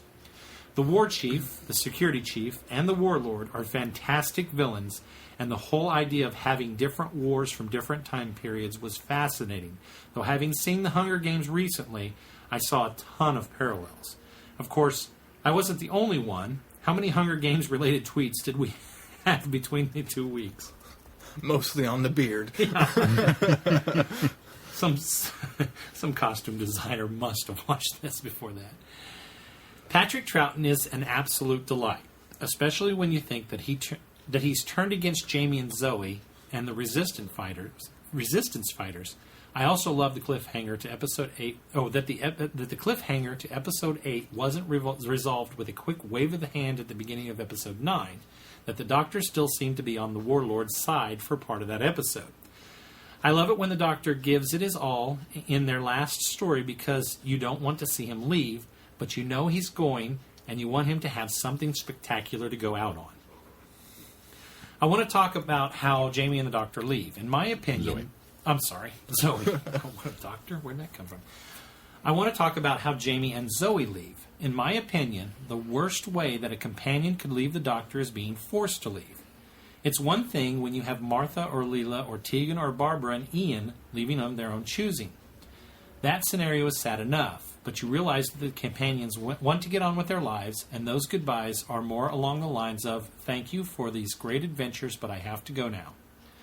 But when you have companions that want to stay with the doctor but are forced to leave, whether that's Adrix dying, or Jamie and Zoe being taken away by the Time Lords, or Rose being trapped in another dimension, or Donna having to forget the doctor completely in order to avoid being burnt up, it's completely heartbreaking. What makes this separation even tougher is that Jamie and Zoe try to get the doctor and escape the Time Lords, but it doesn't work at all, and they have to leave in spite of their best efforts. In that vein, I want to rant for a little minute. I hate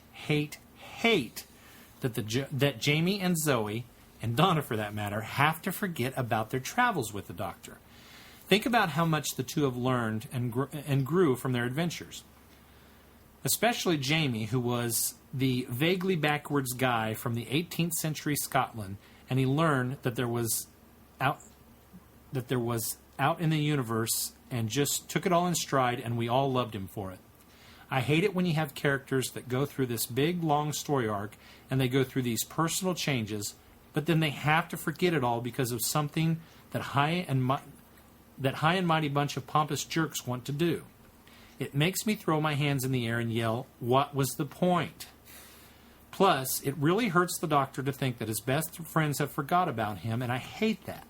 That being said, I guess it's a credit to the writers and actors that I get so attached to these characters and invested in the story that I actually get angry and upset when bad things happen to them. I feel like I've said that before. I could go on and on about this, but you three probably have things you want to say about it. Now you've pretty much summed it up for me. That's our review of the War Games. As an aside, after the first half of the War Games, I found the Big Finish trilogy where Jamie comes back and he teams up with the Sixth Doctor. I don't want to spoil it, but oops, sorry, I didn't mute my iPad. I don't want to spoil it, but I will say there are a lot of elements from the Second Doctor era, and they are some really great stories. They explore some questions that fans probably wondered about after the War Games. If anyone's curious, the stories are City of Spires, The Wreck of the Titan, and The Legend of the Cybermen. Ooh. You had Keith at Cybermen.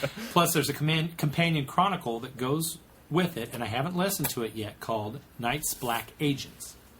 Be prepared to cry, though. This is long enough, so I'll wrap up and let you get on with your own analysis. Hopefully I didn't monopolize too much of your time. Keith didn't want to get to work tonight anyway, did he? Or was that just last week? Chrissy.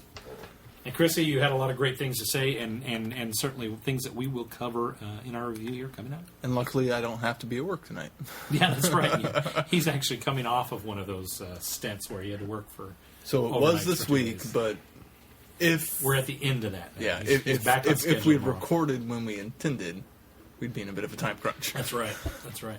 Now, last week we did. We were recording quickly to get you off to work, but this week we have a little more freedom. Our next bit of feedback comes from Holly. Hello, Holly. Hey, guys. Great last podcast. As for the rest of the students' reactions to the Marmites, they didn't care for it that much. I kept my reaction neutral, saying that it was different. That had to be hard. The kids were a little leery after some of the other students' reactions were encouraged by others to give it a try anyway, and no worries about the tangents. I have to imagine that when something along the lines of, how is it? Do you like it? Are you okay? Are you going to throw up? Need some water?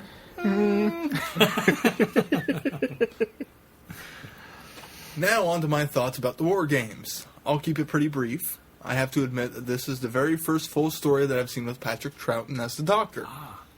I had seen him before in the Five Doctor story, and I was very pleasantly surprised. I like his portrayal as the Doctor. I loved Jamie, and his scenes were great. I really loved how, in the second episode, he put his differences aside with the red coat that got captured so they could escape. Zoe, so far, is not too much the damsel in distress and getting into trouble. Sadly, this is Jamie and Zoe's last adventure with the Doctor, but I'm going back to check out a few more of their adventures with the Doctor. I really wasn't sure what to make of General Smythe and his glasses when he first came on the screen. First thought that came to mind was Jedi mind tricks. Slight tangent. What can I say? Maybe the Jedi all had glasses before they could perfect the old Jedi mind trick, or maybe they all wear contacts. Bifocals Yoda wears. The mist being used as a device to travel between the time periods I thought was very creative. Really love Carstairs and how he's more than willing to help the Doctor and not really caring all that much for Smythe and Ransom. I could have seen Carstairs and possibly Jennifer coming along for a trip or two in the TARDIS. About the same thing. I'd agreed. The Doctor plus explosives equals a rather interesting and somewhat scary proposition. I really got a Hunger Games vibe with the story with the War Masters, or whatever you would call them, planning how to capture the Doctor and the others and what type of traps to set. Even the way they had the different wars divided into sections. The accents of the Civil War soldiers in Episode 4 were good, not over the top at all. The highlight of Episode 5 would have to be the Doctor, quote, helping the man in charge of the reprogramming machine. Some of the fight scenes were a little overacted with a few of the swings. I was almost waiting for the bam, pow effects to pop up on the screen. It was really interesting in the last half of the episodes with the double crossing at the time, or the war chief thinking that everything was going to be all right and that he had an alliance with the Doctor. I'm kind of wondering if those warlords were alternate universe Time Lords or something, or some sort of offshoot that the Time Lords don't want to talk about. But looks like they took care of that by dematerializing them. The other Time Lords forcing the Doctor to regenerate seemed like a bit of a stiff punishment, even if they were exiling him to Earth. Loved at first that they were going to give him a chance as to what he looked like in his next regeneration. I have to say, I missed them not being dressed up in their fancy robes and headgear. For this being a 10-part story, the pacing was really good, and it kept my interest throughout. I wasn't looking at the clock wondering when the current part I was watching would end.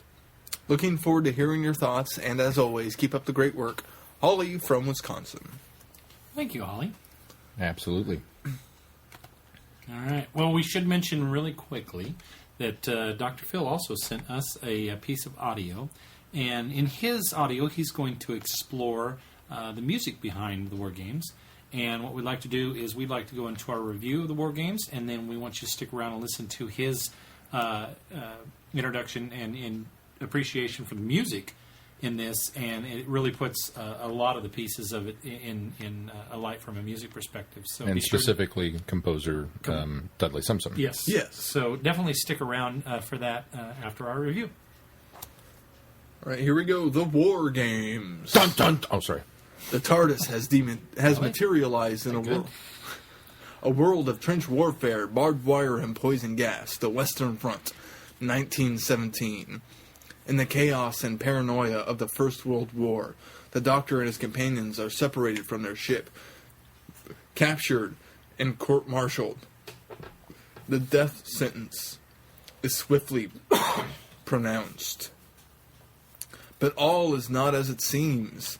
As the Doctor finds himself increasingly out of his depth and facing impossible odds, the only solution is the truly unthinkable. He must seek help from those he most fears, his own people, the Time Lords. Dun dun dun.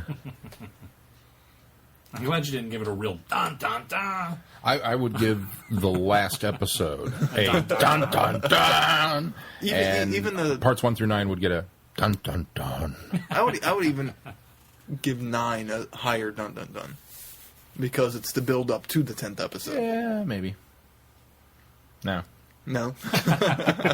Well, certainly we're skipping ahead. Let's go back and start with let's it again. start Very from the briefly, beginning. I want to go out to Holly, and I guess I'm kind of surprised at that this is your first Patrick Troughton story.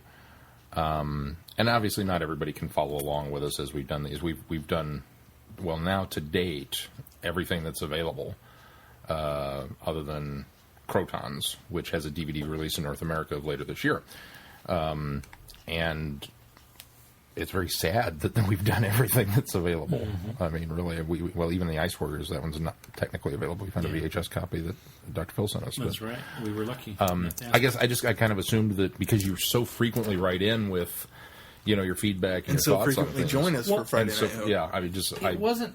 Well, Holly hasn't joined us much for Friday Night Who. Oh yeah, I guess. Yeah, you're right. In fact, has she joined us at all? I don't think so. I'm sorry. I'm thinking of Michelle. The interesting thing is when I read her feedback earlier in the week, it kind of dawned on me the weeks that she doesn't send feedback in is often the weeks we're talking about Classic Who. Yeah. And it wasn't until recently that we started getting some of that. So I think Holly, I apologize for speaking for you, Holly, but I think Holly came to Who with New Who, and I think hopefully we've kind of acted as a springboard into the past for her, and I'm glad that she's picking up and delving into the classic series. Now, hopefully I'm not speaking, Holly, but it's so encouraging to hear that this was your first Patrick Troughton, because number one, well, it's not a good place to start for Troughton because it is his swan song. It's at the end. It really does kind of embody his type of doctor and his work, and I think that to encourage you to go back, now that you're encouraged to go back and look at some of the adventures with Jamie and Zoe, that you will be able to go back and explore. It's almost like you had that, oh no, our companions have left. You got a Keith moment. Yeah, our companions have left, but now you get to go back and enjoy some of those stories from the beginnings. So, and as you heard earlier in the podcast, we can recommend Tomb of the Cybermen, The Mind Robber, and The Invasion very highly. Well, and Seeds of Death was another really that's true. That was another one too. Yeah. I'm really this is the fun thing is going into this podcast with Patrick Troughton in particular, because he was not a doctor I was familiar with other than the Five Doctors. That was kind of my only introduction to it until we started doing this. Every time I went into the wallet and pulled out the cash to purchase a Troughton episode for the show, there was a little bit of a, because it's an unknown quantity. Mm-hmm. And every single time I've come away going, I'm so glad I own that now. There's not been one of them, with the possible exception of the Dominators, that I felt like, oh, no. But the Dominators, we got the Quarks. As I said, with the exception of the Dominators, there's not one that I'm like... Hey, they started with the Quarks in the trial. That's right, they did. And as I pointed out, when he's up there and he's like, there's evil in the universe, and I said, go ahead and show us. And he says, well, there were Quarks. And I yelled out, that's your Exhibit A? Fail. I can tell you where this is going. You're going to have to change your appearance, and you're going to get exiled to Earth. Keith, what did you think of the war games? I blame the Quarks. It's not the Quarks, though. The Quarks are responsible for John Pertwee. Okay, that's not a bad thing. Pertwee's great. The war games. As far as... Wow. Thank you for the Quarks. Thanksgiving at Keith's house is going to be so interesting. Dear Lord, thank you for what we were about to receive. And for Quarks. And they brought on John Pertwee. And K9. And Cybermen. And Silurians. And Silurians. And Carnival of Monsters. And Matt Smith. And Cybermen. And all of his episodes. I think he praised Matt Smith. Dear Matt Smith, thank you for... Oh, all right. Keith, what'd you think of the war game? Send angry comments to... The part of Mr. Interrupt Us this week will be played also by Sean. I'm not in... Well, okay. He's interrupt us every week. That's kind of my thing, man. As far as the actual war games, the idea is fascinating. It's just stretched out far too long. the I honestly wouldn't mind revisiting this idea of this race, this species, studying another species. It doesn't have to be human, but human is a great example of their war tactics and recruiting the best of the warriors so they can dominate the galaxy. That idea, especially from my exposure to the early black and white era, seems so far ahead of its times. So I really appreciate it on that aspect. And then the reveals about the war chief, about how he is actually a Time Lord and what he's doing there, were fantastic. Not to mention, Troughton in this story is really good, as well as Jamie and Zoe all play such good parts, regardless of if they're constantly being captured. And I partially agree with Chrissy in the fact that she didn't mind being captured because that means we got to see other parts of the war zones. But they also got captured multiple times by the same zones. In the first episode, they're captured. Well, over the course of 2 episodes, they're captured in World War II time zone. 1. No, I'm sorry, World War I time zone, like 4 times. Yeah, and then what is it? 7? They get captured again from Yeah. World War I. Yeah, they go back. So the repeat captures in the war zones are a bit obnoxious, but the fact I didn't mind them getting captured in the other zones, and I loved the 2 bits where they end up in Rome, or where the Centurions are charging them. And the fact that it's the same clip to both times. Oh crap, we went in the wrong area, we gotta go back. No, the Romans weren't very inventive on their attack plan. They used the same thing over. Yeah, I have to say, Chrissy, for how excited you were that we got to see some of these other time zones. Is like the Roman zone was no. There was a hill and some horses. I tweeted this out, but when they showed the map of the different zones, I'm a little ashamed to admit that I didn't know some of these wars. Yeah. I mean, I knew the 100-Year War, obviously World War I, a couple American Civil War. Yeah, there were maybe 3 that I didn't recognize. So I might go do some research now about what these wars were. Doctor Who has once again done what it set out to do many years ago for children. Yeah, although I don't feel educated in this story. No, yeah. But it did incite your It did incite my curiosity.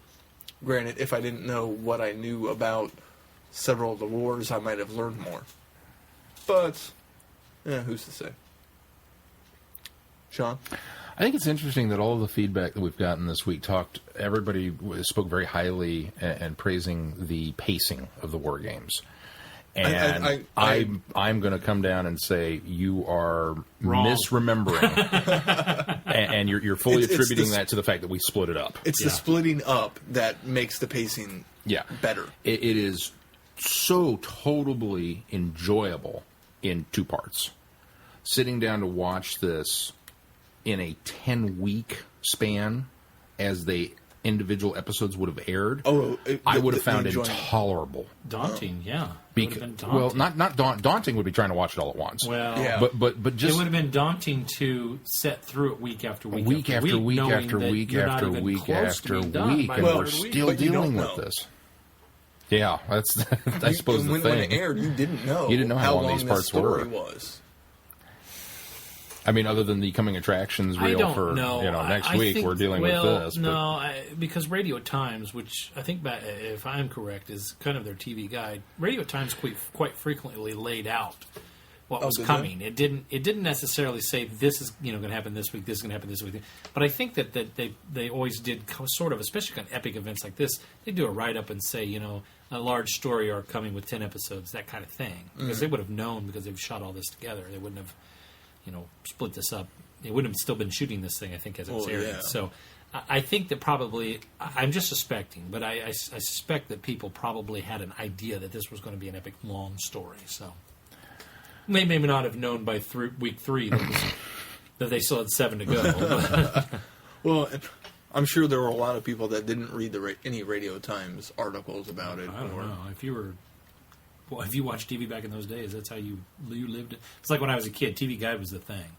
Man, everybody, even kids in the household, picked up TV Guide and read TV Guide. I mean, it was just, that was the thing. Now, because we have... did a lot of marking what you were going to watch. Now you have... And you read, like, if there was a show that was coming out, like a series, would come out, they always did... that fall preview, the big thick one? They it was always like, man, did the cover to cover. You read that cover to cover.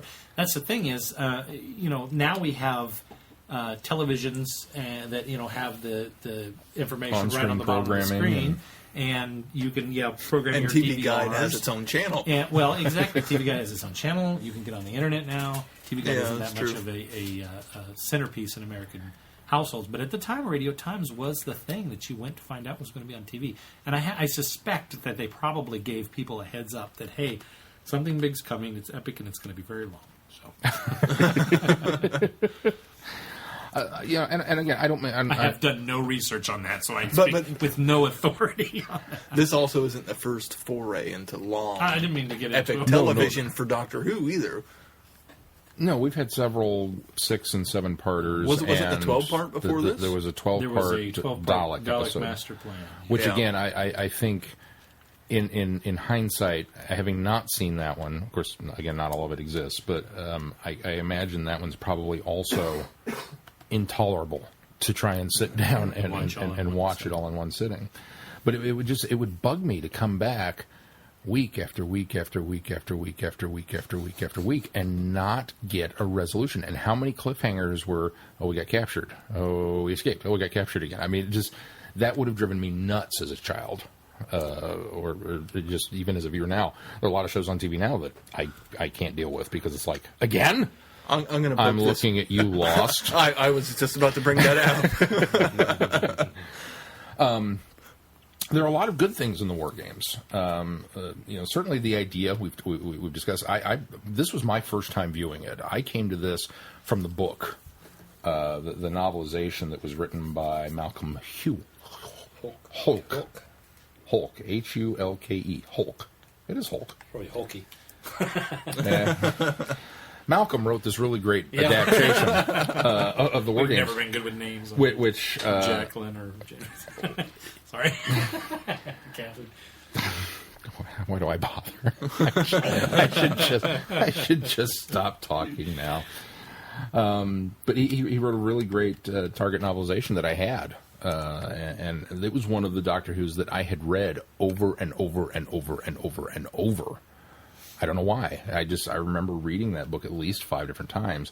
And again, there's no picture of the Doctor on the cover. It's just the TARDIS and some war-shaped figures. I was going to show you the picture, but I guess I just bumped your microphone. What is a war-shaped figure? I'm mumbling. And it's people in uniform. People in uniform. That's war-shaped figures. Okay.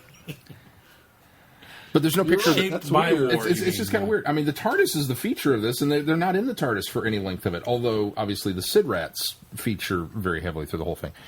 So I kind of, in my head, kept transposing Tom Baker into the story. I kept trying to put him in this, and not really, when they're describing this little man with dark hair, I'm like, who are you?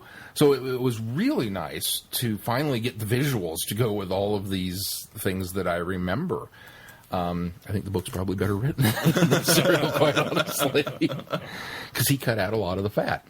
There was a lot that I didn't know. Wow, I don't remember them getting captured. They probably didn't. The war chief. Gotta talk about just who the war chief could be. Well, yeah, let's go there first. I'm convinced, because we're introduced to the war chief pretty early on. Glenn brought up this idea, and it wasn't my idea. Well, it's not your idea, but you brought up that somebody had brought this up and postulated this theory online that the war chief is the master in a prior incarnation. And the more this story unfolded, and you look at his MO, that he is a renegade Time Lord, that he is helping this alien race for his own nefarious ends, even though, they're doing something bad to start with. Excuse me.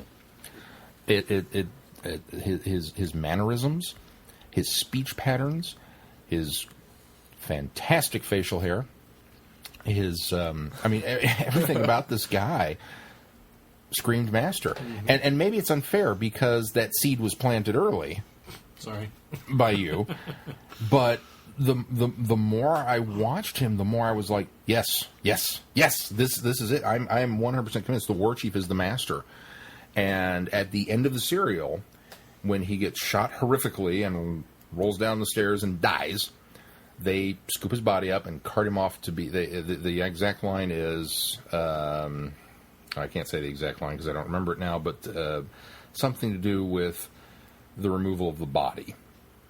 And they even use... He doesn't use cadaver, corpse. That's the word. He says, take the corpse to the, such and such room.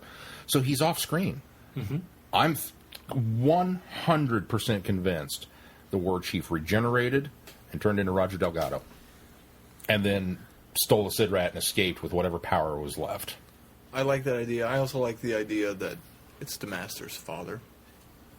That this nefariousness kind of passes down a generation too. Where does that come from? Because, I just thought of it and thought it was clever. I was going to say,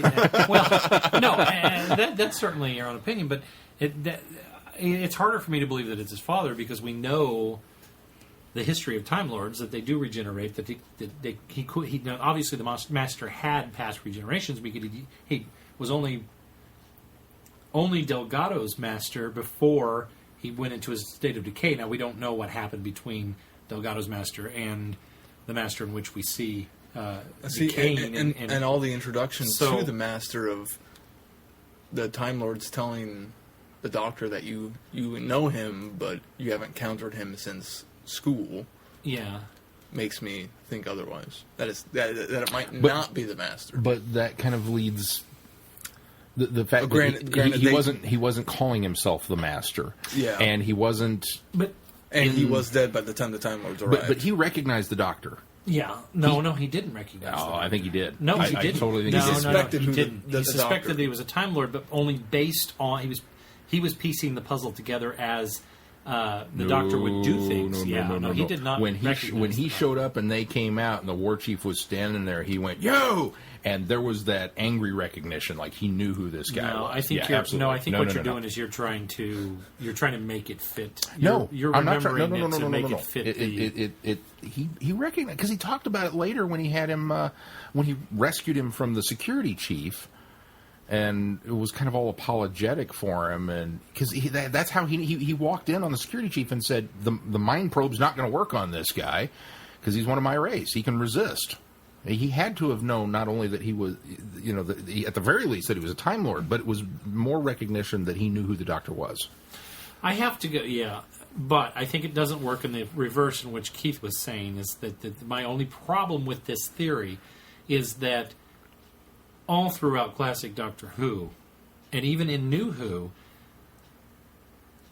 with the exception of Professor Yanni, in classic Doctor Who specifically, Time Lords pretty much recognize each other, even if they've been through regeneration away from each other. They often still come back and automatically have a recognition for that person. And even if they don't know the other person.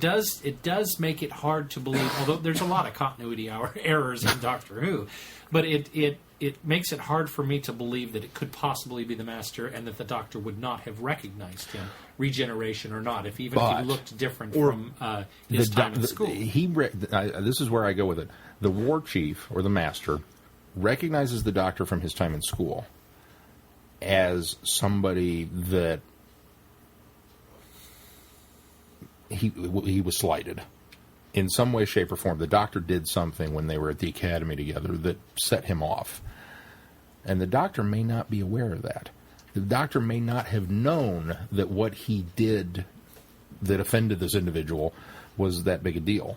And so the Doctor recognizes him as a Time Lord, but it's like when that guy from school comes up to you and goes, "Oh, hey, how's it going? I haven't seen you." And you're like reaching for a name, and you're kind of like vaguely familiar that you may have had junior chemistry with him, but you're not really sure. I think that's how it went with the Doctor.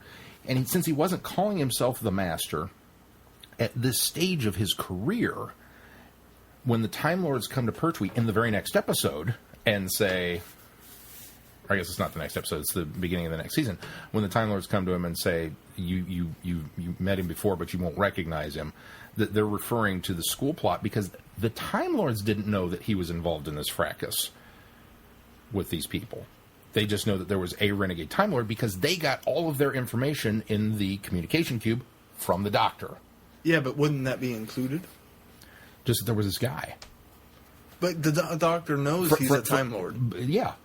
But then by the time the Time Lords show up, he's dead. Or out of the picture. And so they're cleaning up the mess. He's already escaped at that point.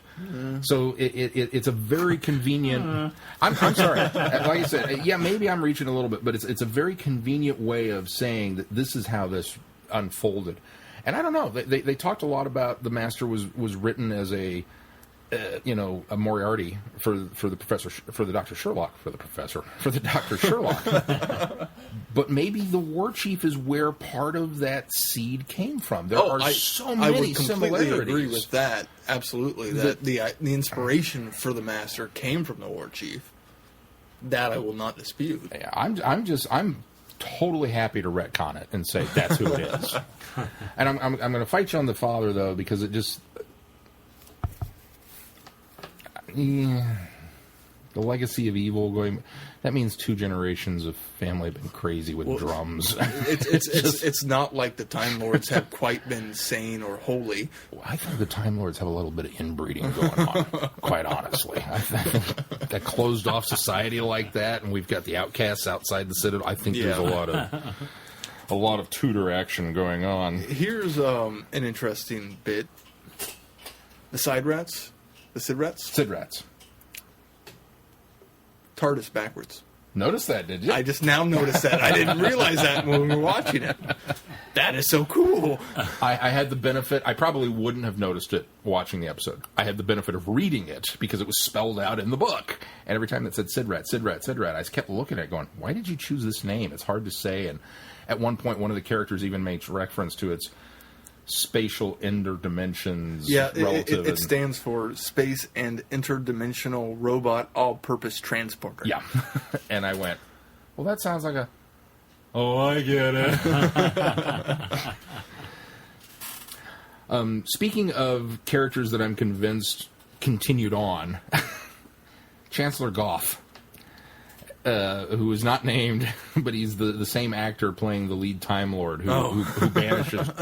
Patrick Troughton. He would later show up in The Deadly Assassin as Goff, the one who was helping the Master. Yeah. And you see, a little odd, look at that. There's been, maybe it's him, maybe it isn't. I'm sorry. I'm putting this down now. Yeah, it's Goff. He's been around that long. So, and why not? They can live forever, barring accident. He's a rather dashing hero, so why not? We'll let him in there. Why not? Interestingly enough, because I'm in that kind of mood, I didn't catch this when we reviewed Deadly Assassin. The planet, when Goff has been injured and he's recounting that he found the Master and that he talked him into doing this plan, the planet that he found the Master on and brought him back to Gallifrey, Tursurus. What is this? It's the planet that Rowan Atkinson defeated the Master in Curse of Fatal Death. That's right. How fun is that? Fantastic. So. There's also a fun little note here about what a stupid title The Deadly Assassin is, because, well, he's an assassin. And as a kid, I never thought of that. Yeah. Why wouldn't they be deadly? Of course he's deadly. He's an assassin, isn't he? Well, Glenn, what did you think of the War Games aspect I want to get of your it? take on the first 9 parts first. I really want to hear some of this. Here's the thing with the War Games is I went into it the same way Chrissy did. I tried to sit down and watch this all in one chunk. And I made it to about episode 6. And I decided I'm going to have to spread this out over a couple days. Because, number one, that's just a lot of viewing. And so I did. And it wasn't until I got to episode 10 that I finally really enjoyed this episode. what I don't like about it is, and as you already brought up, that people have commented that in feedback that it's paced really well, and I think maybe if I step back and I look at it, each individual episode may have been paced adequately. I think the problem that I have, and if you watch this over several weeks, maybe I could look at the pacing in a different light. But when we're watching 5 chunks, when we're watching 5 chunks at a time, it's just there seems to be a lot of exhibition of what's going on without telling you what's going on. It's like we're building this mystery, but we continue to not get there. That's the problem. Is we already know what's going on when Smythe puts the glasses on. We know he's putting people in him. And how many scenes did we get? It just continues to happen. Is that a downfall of us as a society that we've become that much more? I think that could be from I think that's what it 1960. is. What was it? 66. 69. 69. Yeah. From 1969 Eyes, maybe that worked. That was episode 69. Episode 69. All right. But maybe that worked. But the problem is and this is even from I'm trying to remember back from my first viewing because I've already seen this once before seeing it this week or the last 2 weeks. I already knew that Smythe early on goes to his communications console.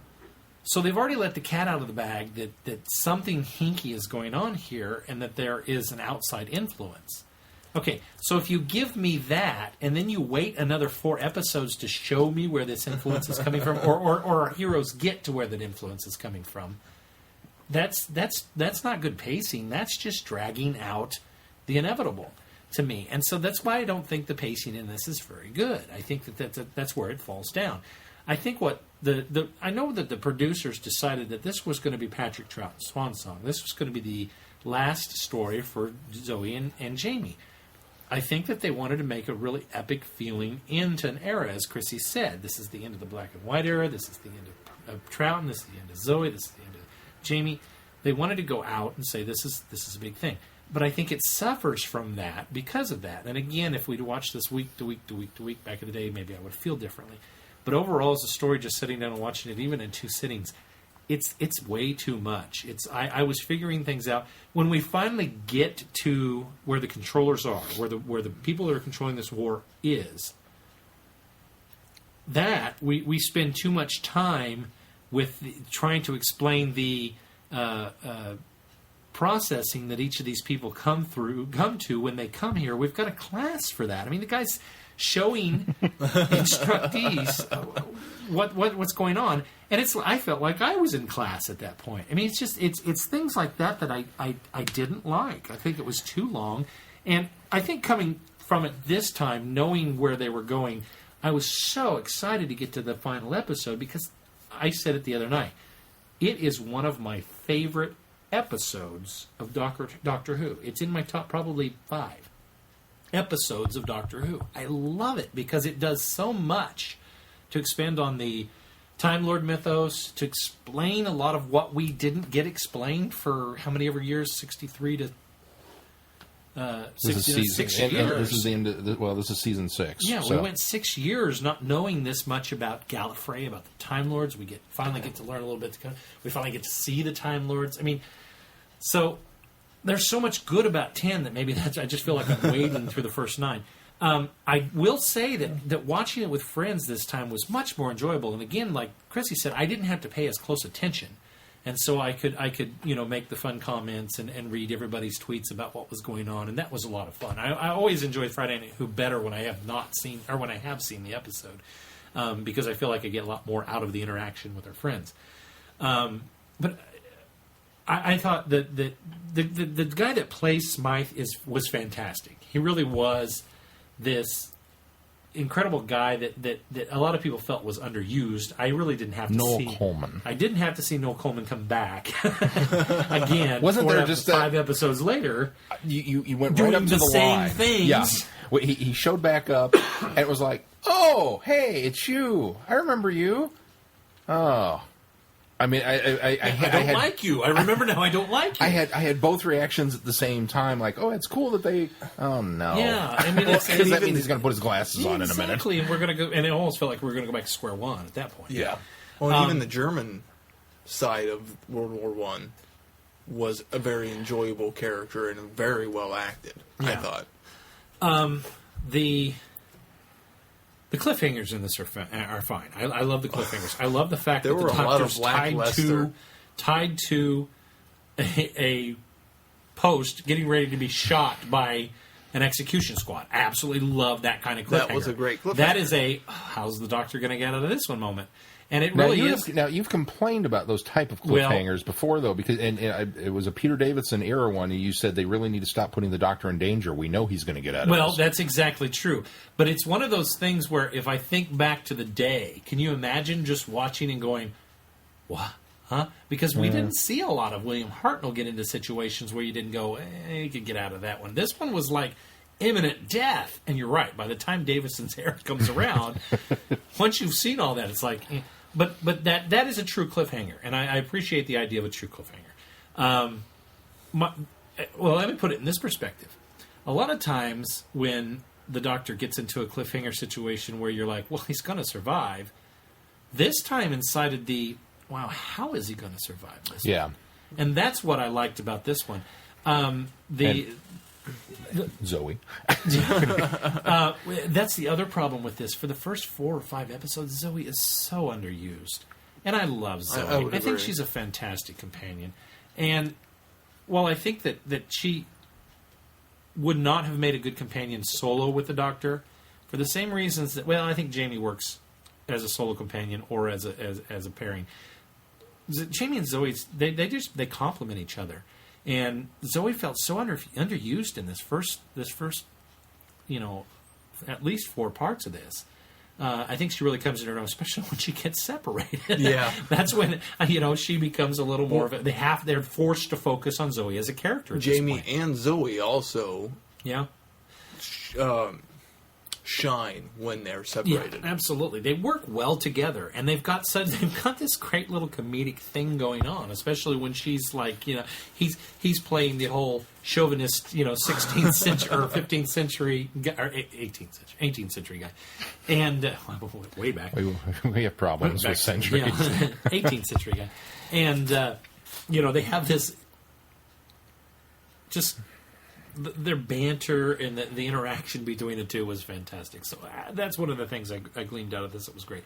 The Doctor in this never ceases to... I never cease to enjoy the Doctor in this story.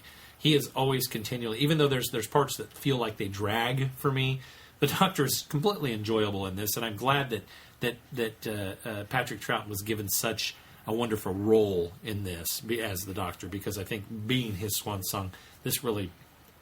At least his parts were quite enjoyable. Absolutely. And worked for the story. Here's a bit of serendipity for you. Go ahead. We watched this during the 43rd anniversary. Right. Yeah. Really? I think... Didn't you bring that up, though? I didn't. Somebody did. Didn't somebody say I didn't see that. I thought maybe it was a tweet or something. We did another story that we wound up maybe doing. That's what I'm thinking it was, of. Yeah, it wasn't too long ago. That's what I'm thinking of. Is that Was it Time Meddler? It might have been Time Meddler. No, I think it was sooner than that. Well, Oh, wait, no. That Time was the Meddler last War one we Games. did. Yeah. I was thinking longer Time ago? Warrior. Oh.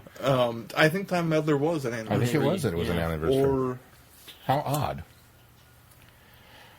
But overall, I mean, I enjoy... I agree. I think that... was it Lady Jennifer and...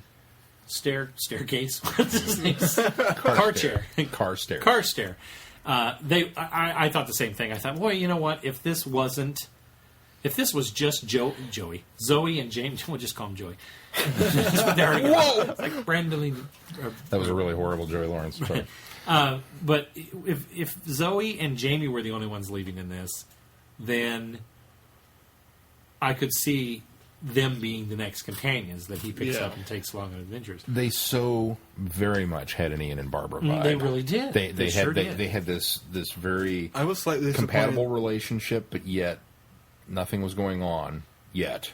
I mean, Yeah, there could have been something, but they just met. So it's, I don't know. They just felt like they'd known each other for years. Carstairs makes that comment about at the end or near the end that he wants to go back to the zone because he wants to find Lady Jennifer, and I thought that was is it Lady Jennifer? It's Lady Jennifer. And I thought that was really neat because you could tell he really he was a little sweet on her. Well, I was a little disappointed that she disappeared halfway Yeah, through. Yeah, she really did. Definitely If she could have stuck around, that would have been awesome. You stay here and man the fort, and we'll go off and have the adventure. And it's like, oh, okay. It's like, oh. And then they we're not never going to came see her back. again. The last thing I'll say about the 9 episodes is I enjoy the concept, as Keith said, of the different zones. I enjoy the concept of this group of people that are plucking soldiers at a time, pitting them together, taking the cream of the crop, and then those are who their soldiers are going to be to fight this galactic war. I love that. That's a great concept. It just I think it could have been weeded down into a smaller, more concise story. Oh, absolutely. Do you think the That part difficulty- itself could have been 4. Yeah. Do you think the difficulty with this is the fact that it is Terrence Dicks? I mean, is it just a matter of the diary of the pen? I think he does, so to speak. diarrhea of the pen. That's very well said. Diary of the pen? Diarrhea of the of pen. the pen. I heard He said diary. diary, but I knew what he meant. I would agree. I think that Terrence Dicks tends to pen epic tales on purpose, and that is his downfall. I wonder if he was paid by the episode. Probably. Yeah. That would, I think how long can I stretch this buck? the Daleks suffers from that. Even Dalek Invasion Earth suffers from that. Well, I enjoy that story more than Power than of the Daleks would have been... That's the 12-parter, isn't it? Or not Power. Daleks Invasion Earth. Or no, I'm sorry. Daleks Master Plan. Daleks Master Plan. Yeah. That's another one of his, because obviously it's a Dalek. Yeah. Although he did I write think he does. concise Brain of Morbius horror thing rock. I think on the flip side of that, though, is back in the day when he owned the rights to the Daleks, essentially, I think, and the Dalek popularity was so immense. I think that's why the Dalek, at least the second Dalek story, ends up being so long and drawn out, is the fact that they were really trying to get their money's worth out of the Daleks because they would become such a popular item. I could see that. You're going to make every one of these characters jump across this cliff, aren't Terrence Dicks probably suffers from overwriting. Yeah, I would agree. I'm sorry, I'm thinking of what's the blog where the guy is introducing his wife to all of Classic Who in order Adventures with the wife in space. in time and space. That is on Tachyon TV. I think it's who. Well, the guys that do Tachyon TV. He's one of the guys. I discovered that last week and was reading some of her They're comments. fantastic. Aren't those wonderful? And I was laughing so hard at that parts of Invasion, and then even the part of the Daleks where it's like, how long is this thing really? because we experienced that ourselves. That is a wonderful blog. It's fantastic. The frustrating thing, I think, that I take away from this, aside from all the jokes that we made about they're captured and they escaped, and kind of the Scooby-Doo conventions of it, we've got a very interesting set of villains. And again, all of the acting across the board is fantastic. Glad you brought that up, as Chris yeah, pointed one of my out, issues. that we've got the war chief and the warlord and the security officer. They're all security chief. They're all fantastic. But who are these aliens? Mm-hmm. Yeah, Why they didn't really explain the species. We're after time travel. We get the quick sum up in the 10th episode by the warlords when the trial's happening. We get the quick sum up, Yeah. but it's such a brief summary. It's not we don't enough. get enough information. Well, and he interesting dynamic that he's got going on. That we've got this plot, and we're going to pull these humans because they're warlike and the creme de la creme, and we're going to mold them into a fighting force and go off and conquer the galaxy with their time machines. This is an ambitious plan. This is something that's pretty up there. I mean, this isn't some schmuck with a dirty bomb. This is a big deal that they went through all this effort to try and put this plot into motion. And we never really get any information on for as long as this story is. There's no and, I mean, They keep hinting. And hinting. I don't mind the mystery. I like the fact that a lot of this is shrouded and we don't get to see what's going on. But it would have been nice to... how come this hasn't been re-explored? When the Time Lords dematerialized them, did they do all of them? Or was it just the ones in the control booth that they kind of had access to? I mean, and that brings up a really interesting idea, because if it's all of them, then that kind of falls back into the whole, wow, the Time Lords really do suck. Right. Because they just on the basis of you being really horrible, we're going to commit genocide and wipe out all of you. Yeah. I mean, so if they're still out there, what happened to the rest of them? Mm-hmm. And are they still plotting? And is that something that Stephen Moffat's going to come back and the next season? It certainly left it out there for many years for somebody to come back and explore that a little more, and nobody's touched it. Nobody's even touched the War Chief. I mean, although I think maybe a lot of people don't subscribe to the Master Theory and just put it in their... Huh? Master. What did I say? No, I'm agreeing. He's the Master. There's a lot of people. I think there's probably a lot of people that don't subscribe to that theory. He is, and they put it in their minds that, well, the War Chief died, so why go on and write the story? Yeah. Although him teaming up with this race is very Master-like. Yeah. No, absolutely. I agree with 90% of what Sean's saying. A lot of things point towards the possibility. I just think there are a few issues. Well, and here's actually kind of a scary thought. Is all right. The War Chief, whether he's dead or the Master, he's out of the picture. The Warlord was disintegrated on Gallifrey, or dematerialized, however they which was an alien. It wasn't a Time Lord. Right. What happened to the security chief? Yeah, that's a good point. He's still roaming around on the... I mean... with his thick glasses. With his really thick glasses. Well, and he was... And a lot of ambition and a lot of anger. Yeah. This is the guy that could step up and take over. He wasn't killed, though, was he? I don't believe he was. It's a question of... Because the Warlord... I can't remember now what happened. Well, that's the question. The Warlord was chastising him for... Because he was trying to set up he was trying to uncover uncover the War Chief's plot, but it ends up backfiring on him. But he can't remember exactly what happened that was the result of that. Well, that's the other thing. We're talking about the dematerialization. I mean, it's very possible that any of the species, be it the entire planet or just those involved, he would be dematerialized also. Well, I think you also have to subscribe to the theory that I don't think that the entire species is wiped out. I don't think it's a genocide issue. No, I don't think so. I think what happens is you cut off the head of the snake and the rest of the body sort of dies, or the idea that you cut off the head of the snake and the rest of the rest of the organization falls apart. Now, that does still leave it open to somebody could set this back up later. But if you get the impression, especially the scientist guy, that the Doctor ends up helping with the machine, the guy never really seems like the tyrannical type. So how many of these type of people that are just going through the motions, I mean, they're the construction workers on the Death Star that end up biting it at the end of... I mean, they had families at home. They didn't... They weren't part of the Galactic Empire, but how many of these people are just? How many of these people are just employees? They're just working for what they think is the greater good. You're not going to punish those kind of people in the way that you're going to punish the Warlord in the sense of dematerialization. I wouldn't think so. I could maybe see the security chief being a part of that's the thing, though. If the security chief got out, and if somebody remembers what happened to him, let us know. But if he got out, he's got an axe to grind. He's got a security force and a legion of people behind him. Just because the plan fell apart, the TARDISes don't have enough power to get him anywhere, and everybody's going to be shipped home. He has escaped, and he has an agenda. That, to me, is the nugget of where you could go with this. That's a good point. But well, that's the other thing that I also, before we move on, I want to say that the Warlord is brought into this much too late. Agreed. Especially to set him up as the fall guy for everything. I mean, he obviously was the one that was the architect of this entire thing.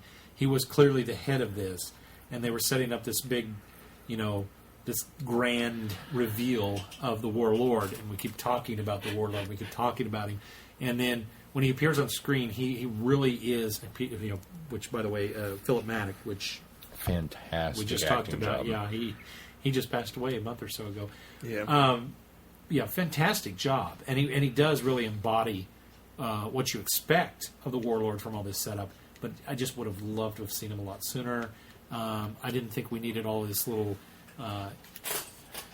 intermilitary fighting, this friction before he steps in and really kind of puts his thumb. Well, that's really kind of the problem. Is all right, kids. He's such a dynamic character for being the head honcho that he's brought in too late because we spent too much time running around in the war zones section of the story and not enough dealing with him. And then when he does show up, his sole purpose is to stop the war chief and the security chief from slitting each other's throats. Fighting. And it becomes a very by just him being there too. I mean, what kind of presence does this guy have? And again, it kind of goes unanswered. It's so much of a we don't know. We don't know. Yeah. I don't think there's much more I can say about the 9 episodes, but I can say a whole heck of a lot about 10. Let's move on to 10. How fantastic was 10? I loved it. I love the fact that we return to we go to Gallifrey for the first time as a viewer. But we explore so much. Yeah. Now, the weird thing about this is we only ever get the 3 Time Lords. Yeah. And so you kind of wonder at the time that this is first being viewed, how many people thought, well, maybe the whole Time Lord Society is just these 3 guys, because they really don't say much more about. I mean, the Doctor kept saying his people, but we only see these 3 guys, and of course that's to cut down on acting costs and extras and things like that. I mean, we certainly get a lot more society and later on in Deadly Assassin and such like that. But I'm a little like Holly, and watching this in reverse, I really kind of miss the regal robes and the headdresses, and you even commented on that as well, Keith. But just the idea... It was Casual Friday. Well, the idea that even these guys had, stylized robes. They were simplistic, but they were stylized robes, and they were uniform. And so I liked that about it. I thought that was a good idea. And even in, what's the one where the Doctor's brokering the deal at the very beginning? That was Invasion of Time, wasn't it? Yeah. Okay, he's brokering the deal with the Sontarans. Or it's not the Sontarans. Varadans or whatever it was. Yeah. And then they cut to the guys in like the war room that are talking. Just they've sort of been. I don't know, what were they doing? They were. Well, at the beginning of that scene, they're very dressed down as well, and that kind of makes me think of. The ceremonial dress is, even though that we do have a trial going on here, the ceremonial dress is really more for it's kind of a last regal minute occasions and things like that. Because even in not Trial of Time, I'm sorry, even in the 5 Doctors, when we're in that little conference room, we don't. I mean, we have the oversized robes and the very regal robes, but and the one head dress, but they don't have the big collars. They don't have the big. Yeah, the big arc shield thing behind exactly. their the head. seashell. But so you can kind of excuse the fact that obviously this was early on, and this is the reason we don't get this is because they've kind of evolved the look as we went. But you kind of forgive that. So I was fine with that. I love or it almost gives it a last minute trial. Yeah. Like oh crap, we got to take care of this. You know what we I don't like? have time for What robes. I like about this episode the best? Nothing happens. It's true. Doctor and Zoe try to escape. Jamie and Zoe try to get the Doctor out of there. There's a couple of failed attempts of trying to get away. The Doctor is... And they're caught. The Doctor... Again! The Doctor is very reserved to the fact that it's not going to work. But he still gives it that effort, and I like he still that. goes, It's even though he knows it's Zoe not. He's not. And Jamie. He doesn't shatter their hopes. And I like that about it. Nothing happens, but there's so much it's tragedy in building. this because you really are they're really exploring the relationship between the Doctor and Jamie and Zoe and the realization that this is all coming to an end. And I agree with Chrissy. The most tragic thing about this is the fact that they don't get to remember all of their adventures with the Doctor. At least the they get to fortunate thing remember. is they get to remember each other first. And I love that even though we've never seen the episode, I love the fact that the one gal comes back from Zoe's first episode to From Wheel in Space. to actually Space, take yeah. that from Wheel in Space. She actually comes back to do that piece. And the fact that Jamie ends up back in Scotland in the 18th century and chases after the red coat again. So they're really back in their own element, but it is tragic that they don't, in case of Donna's situation as well, they don't get to remember their adventures with the Doctor. Well, and see, that came as a almost pleasant surprise, because since my only knowledge of this story came from the Five Doctors and the book, which was your memories were erased of of your travels. Says that, yeah, because You he's so shouldn't know excited who to I see him am. at first, and he's like, "Wait a minute." You shouldn't know who I am. Well, if they still get to remember the first episode, well, of course they would remember who you are. So that kind of falls apart there. That's certainly true. But at the same time, I was dragging my feet going into that for as much as the episode dragged getting up to that last episode when we got to it, because I knew how it was going to end. I didn't want it to be there. I'm kind of like the Doctor going, all right, let's try and escape. Mm-hmm. But inside I'm like, yeah, let's go and escape, because, I didn't want to get to that point. And then when they said, oh, but they'll still be allowed to have this, I was like, oh. Okay. That still sucks, though. It does. But Honestly, watching the entire thing, knowing this was a last for all of them, I was a bit more on edge about Jamie and Zoe on if they would survive the episode. If there was a cliffhanger with them in peril, I was like, this is their last episode. Maybe they die.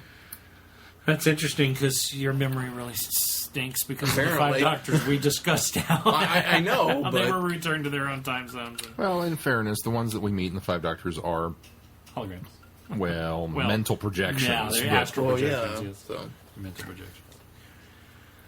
How does this continuity-wise fit in with the season 6B idea? That's just it, though. We can't. Any takes on that? Well, we haven't talked too much about the continuity issues that were created later in the series. Yeah. I mean, you can't point to a continuity error here, because No. even though we watched it out of order, that was the way it was set up.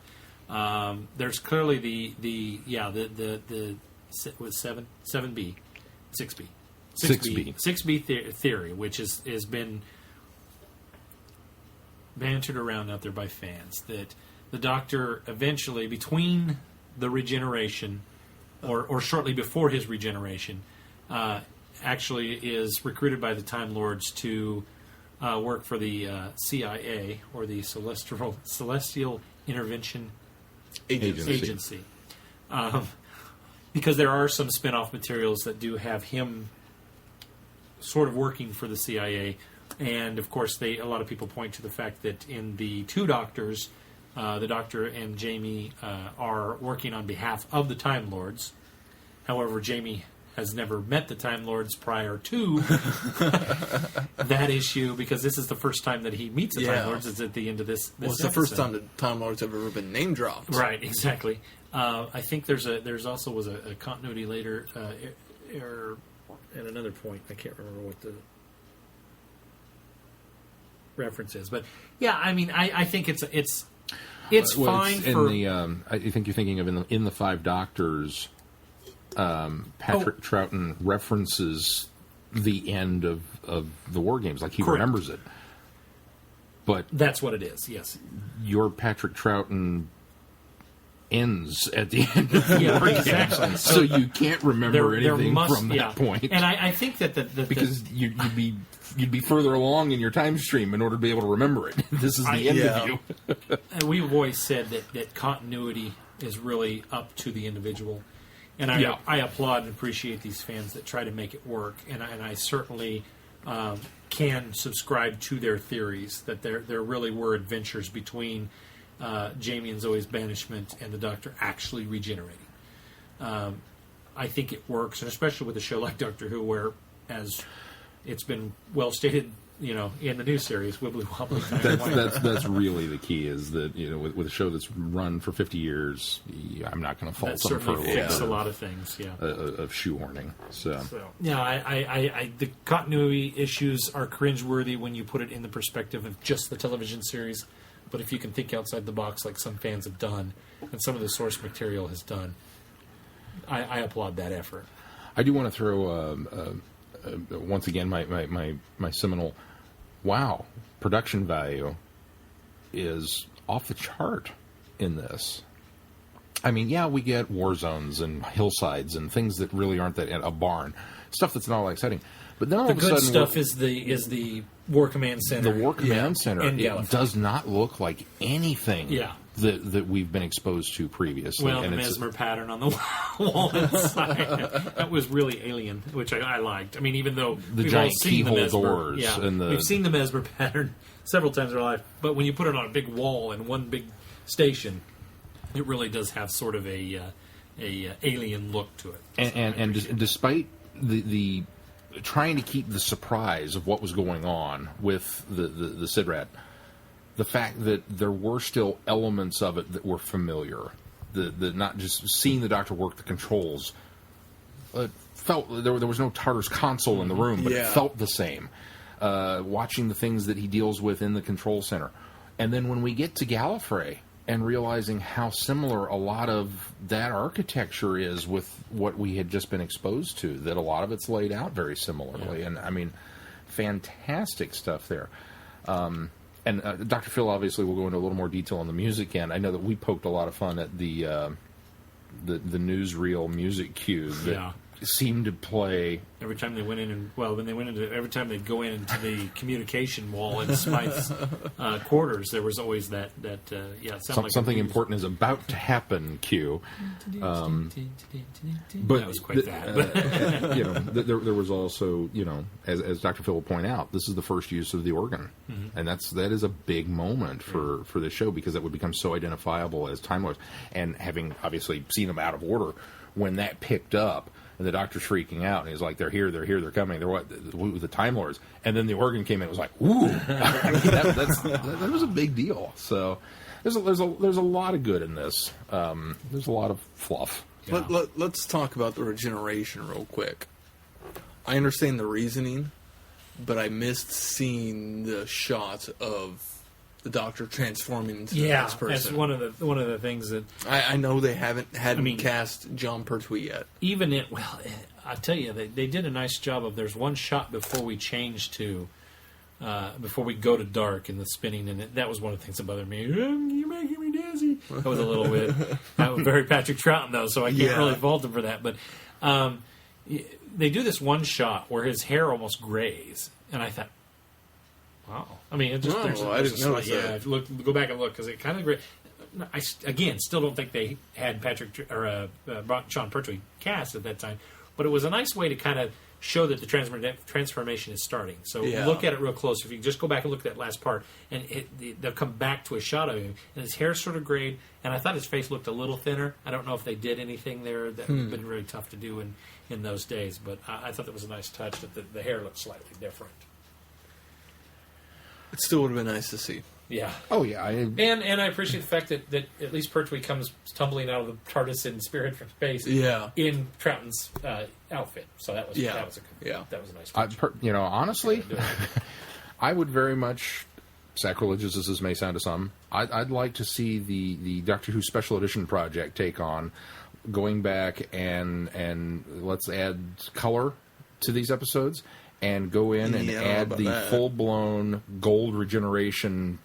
No. I would be just curious. Maybe somebody like Babel Color could come along and do it. I'd like to see somebody do it for the sake of seeing what it would look like. A fan version, but not an official version. I don't want an official version. Yeah, if they did an official version, I wouldn't complain. Not that far. Not that far. I wouldn't mind seeing maybe a little bit of a melding of a transformation, but I don't want to see the problem with colorizing these old Who's is that you'd ruin something like the opening of the Two Doctors, where it goes from black and white into color, which was such a cool transition to see that.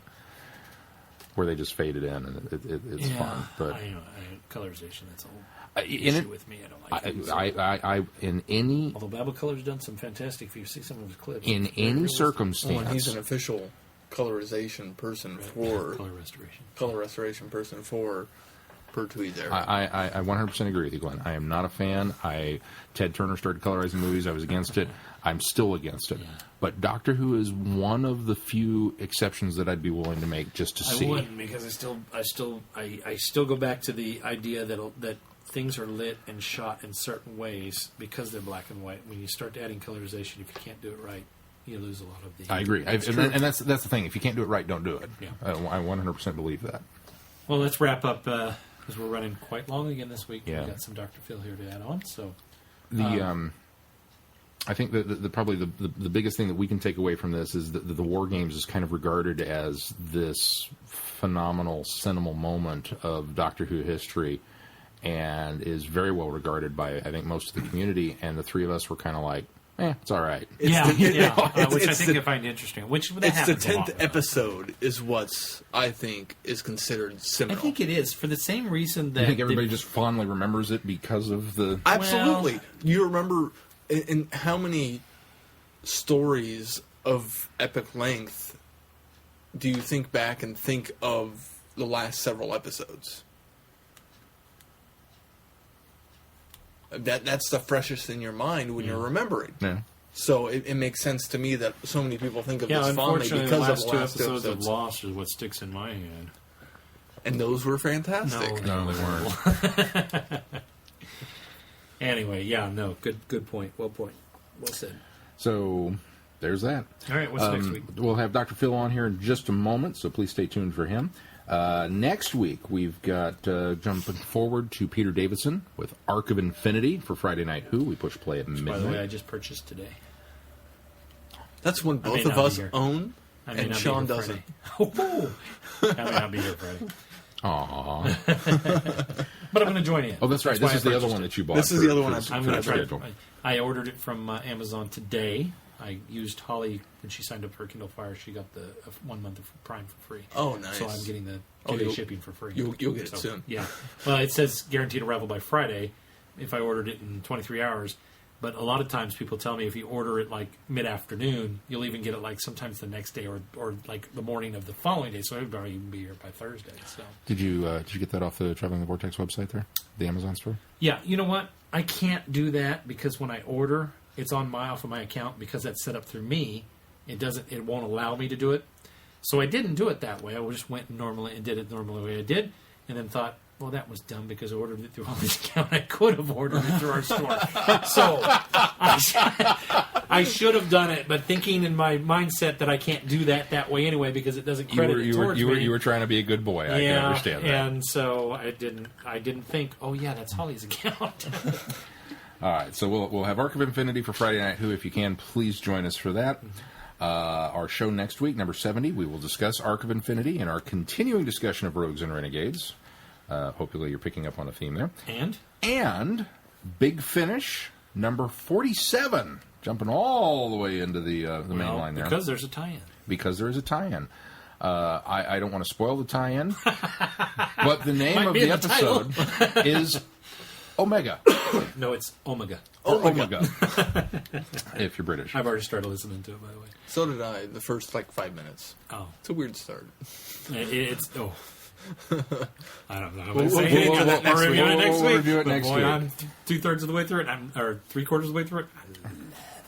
I love it. One more reminder that not this week, but next, episode number 71, Sarah Jane Adventure Season 2. Oh, I got a lot going on. So get your homework done. That's right.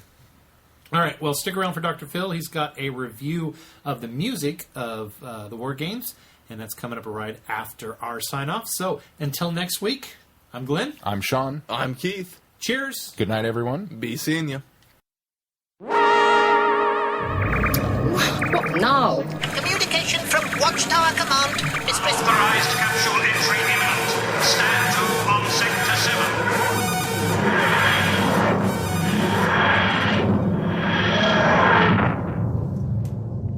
Dr. Phil here from Adventures in Time, Space, and Music, just wanting to write in with a few thoughts about Doctor's composer Dudley Simpson and his work on Doctor Who's serial ZZ, or Double Z, Story 50, The War Games.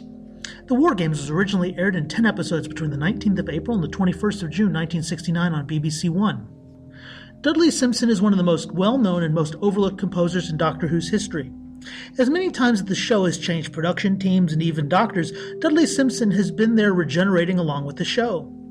The War Games is a seminal piece in Doctor Who's history, the end of the black and white era, the end of Troughton's Second Doctor, and one of the longest-running companions in the show's history, Fraser Hines' James McCrimmon. This is indeed the story which introduces the Time Lords, the Doctor's people, and home planet, which we would learn later in The Time Warrior was Be Gallifrey. The concept of regeneration, while being the second in the show's history, would not even be known by that term until John Pertwee's final story, The Planet of the Spiders. The Doctor is filled with much fear and trepidation about contacting the Time Lords. When returning to the World War I time zone, he find out why, accompanied by the grandeur and power of Dudley Simpson's pipe organ.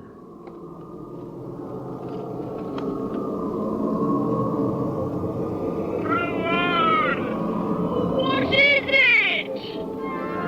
Time Lords! Try harder! We must get away!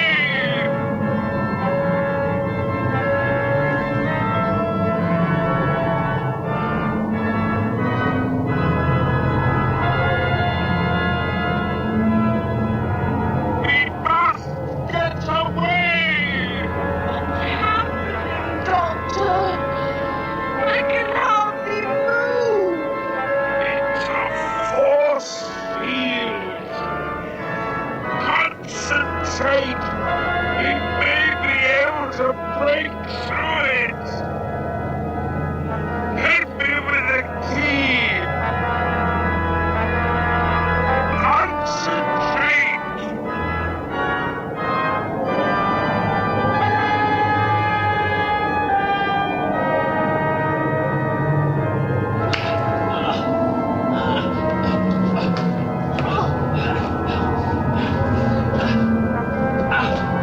It's in here, too! Will we get away all right, Doctor? Yes, I hope so, Jamie. If I can boost it hard enough, the TARDIS may be able to break through the force field.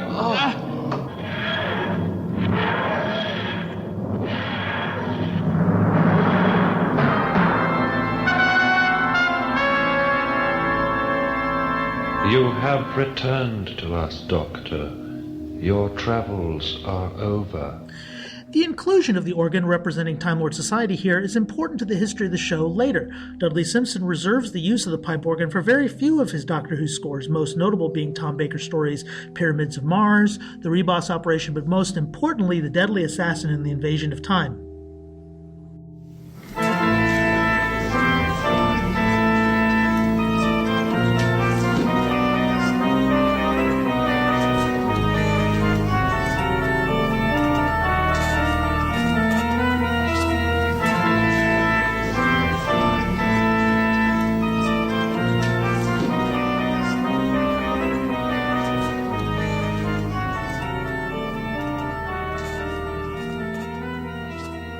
Beyond composer Dudley Simpson, St. Gabriel of Cricklewood was the church the Deadly Assassin was recorded in. Their organ accompanied much of Gallifrey in that story, and keyboardist Leslie Pearson performed the music to Deadly Assassin and likely did for Invasion of Time as well.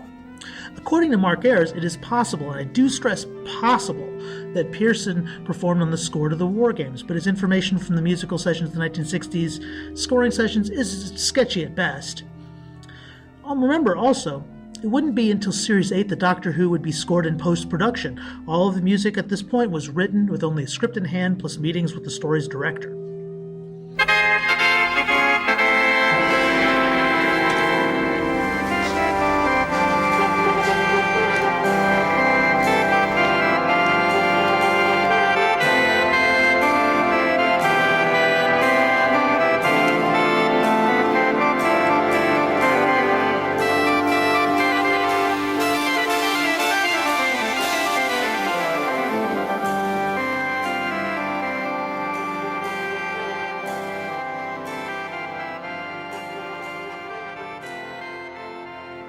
In the War Games, use of the organ to represent the ecclesiastical nature of Gallifrey is important as, like with Deadly Assassin, the War Games is unique in who history is setting up the character of Time Lord Society, something that would be little heard again in the original run of Doctor Who. Often gravitating to the end of the 10-part serial, as I find it terribly heartbreaking, Troughton's exit is humorous, terrifying, and bold. The disheartening feeling I felt when I first saw the ending of this story is only matched by how moved I was at the conclusion of The Three Doctors when Pertwee's Doctor regains his freedom to travel in time and space. While the War Games is the end of an era, it is the beginning of a mythological expansion unparalleled in the show's history, and punctuated by Dudley Simpson, who, as we will hear in the next series, has as many lives as our traveling Time Lord.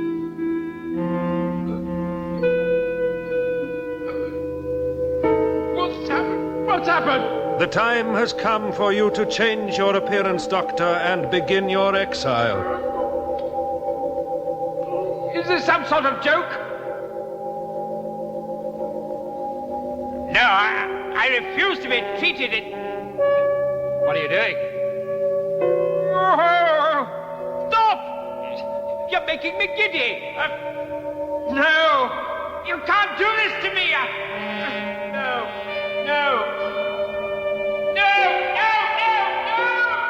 You have been listening to Traveling the Vortex. Doctor Who and all of its associated programs are owned and trademarked by the BBC. No infringement is intended or implied.